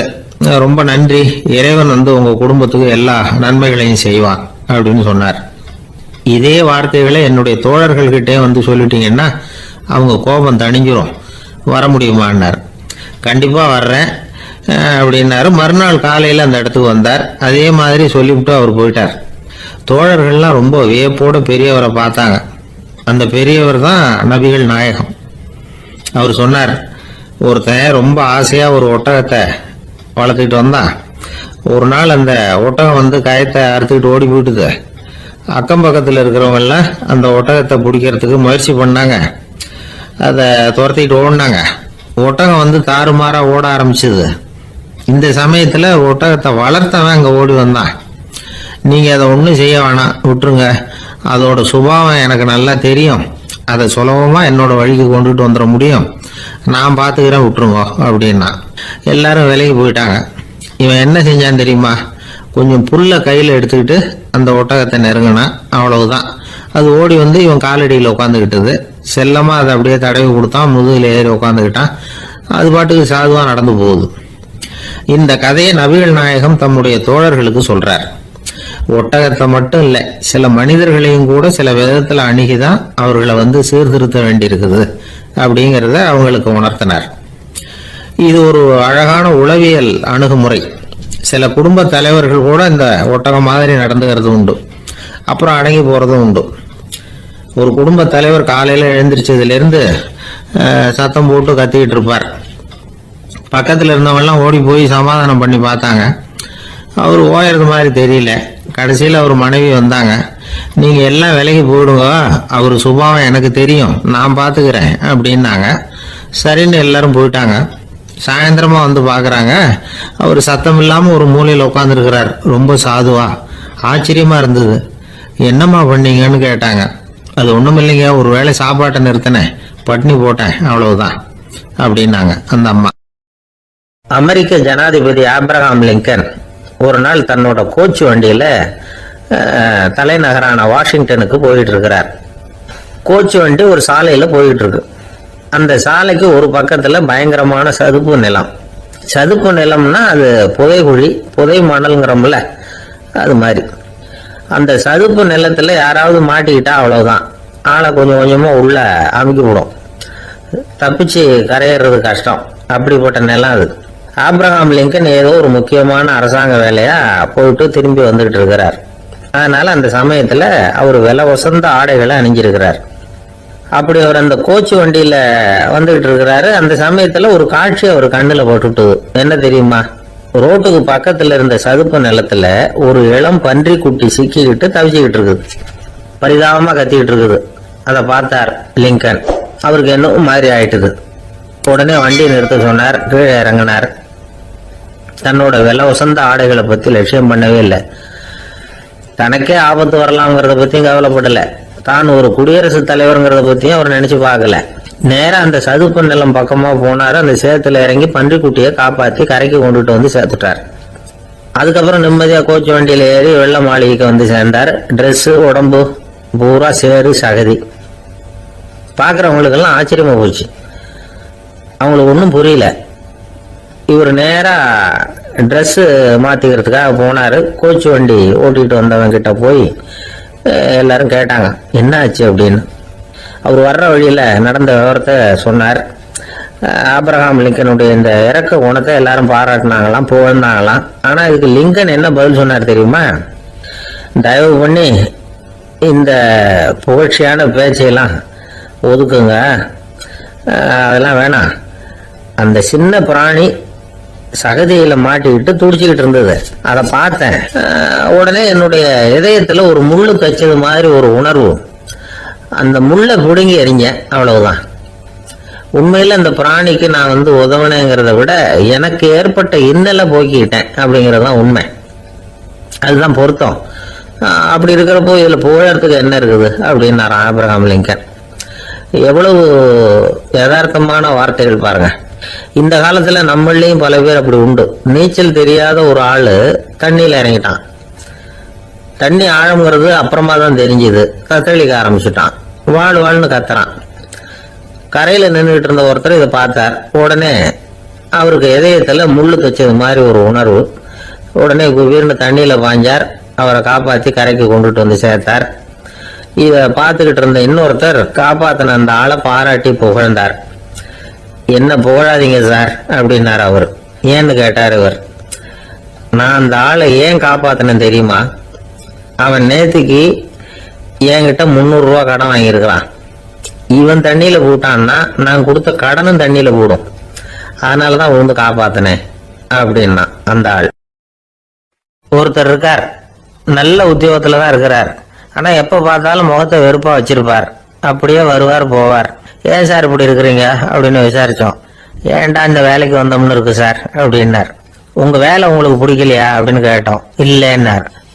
இப்படிப்பட்டவங்க வெற்றிகரமான வாழ்க்கை வாழ முடியாது. இது நிபுணர்கள் கருத்து. வேலையை நேசிக்க தெரிந்தவர்கள் வெற்றி பெறுவார்கள் அப்படிங்கிறாங்க அவங்க. எந்த துறையா இருந்தாலும் சரி, அந்த துறையில வெற்றிகரமா இருக்கிறவங்கள விசாரிச்சு பாருங்க. எனக்கு என்னுடைய வேலை ரொம்ப பிடிக்கும் அப்படின்னு சொல்றவங்களா தான் இருப்பாங்க. அப்படி இருந்தாதான் அது வெற்றிகரமா இருக்க முடியுது அவங்களால. ஒருத்தனுக்கு பிடித்தமான பொழுதுபோக்கே அவனுடைய தொழிலா இருந்துட்டுதுன்னா அவனை மாதிரி கொடுத்து வச்சவன் வேற யாரும் இல்லை அப்படிங்கிறார் பெர்னாட் ஷா. ஒரு தடவை மன்னர் ஹுமாயூன் உயிரை தண்ணீர் முண்டு ஊற்றுகிற தொழிலாளி ஒருத்தர் காப்பாத்தினாராம் அந்த ஹுமாயூன் உயிரை. உடனே மன்னர் கேட்டிருக்காரு, உனக்கு என்ன வேணும்னாலும் கேளு தரேன், உயர் பதவி வேணுமா அப்படின்னு கேட்டாராம். மன்னா, மக்களின் தாகம் தீர்க்கக்கூடிய இந்த பணியை விட உயர்ந்தது உண்டா அப்படின்னாராம் அந்த தொழிலாளி. அவரால் அவருடைய வேலையை நேசிக்க முடிஞ்சது, அதனால மகிழ்ச்சியா இருக்க முடிஞ்சது. நாமெல்லாம் அப்படி இல்லை, வேலை கிடைக்கிற வரைக்கும் கிடைச்சா போதும் அப்படின்னு இருக்கோம். கிடைச்சதுக்கு அப்புறம் ஏன்டா இந்த வேலைக்கு வந்தோம்னு ரொம்பவும் அழுத்துக்குவோம். சரி, நாம இருக்கிற இடத்துல நாம வெற்றிகரமா இருக்க வழி உண்டா அப்படின்னா உண்டுன்னு சொல்றாங்க. அதாவது மன இயல் நிபுணர்கள் இருக்கிறாங்க இல்லையா, அவங்க அதுக்கு முக்கியமா 6 வழிகள் சொல்றாங்க. நீங்க ஒரு அலுவலகத்துல வேலை பார்க்கிறவரா அப்படின்னா இதை கேளுங்க. அதாவது உங்க மேல் அதிகாரி எதிர்பார்ப்புக்கு தகுந்த மாதிரி உங்க வேலை இருக்குதா? அப்படி இல்லைன்னா முதல்ல உங்க வேலையின் தரம் உயரணும். உங்களுக்கு மேல கீழே வேலை பார்க்கிற பணியாளர்கள் கிட்ட நல்ல விதமா பழகுறீங்களா? அந்த உறவு முறையில ஏதாவது குறை இருந்தா அதை கண்டுபிடிச்சு சரி பண்ணுங்க. நம்பிக்கைக்கு உரியவர் அப்படின்னு நீங்க பேர் எடுக்கணும். நீங்க எடுக்கிற முடிவு நல்ல முடிவா தான் இருக்கும் அப்படின்னு அடுத்தவங்க சொல்லணும். உங்க தோற்றத்துக்கு முக்கியத்துவம் கொடுங்க. இது மனம் உடல் ரெண்டும் சம்பந்தப்பட்டது. அதனால மனசையும் ஆரோக்கியமா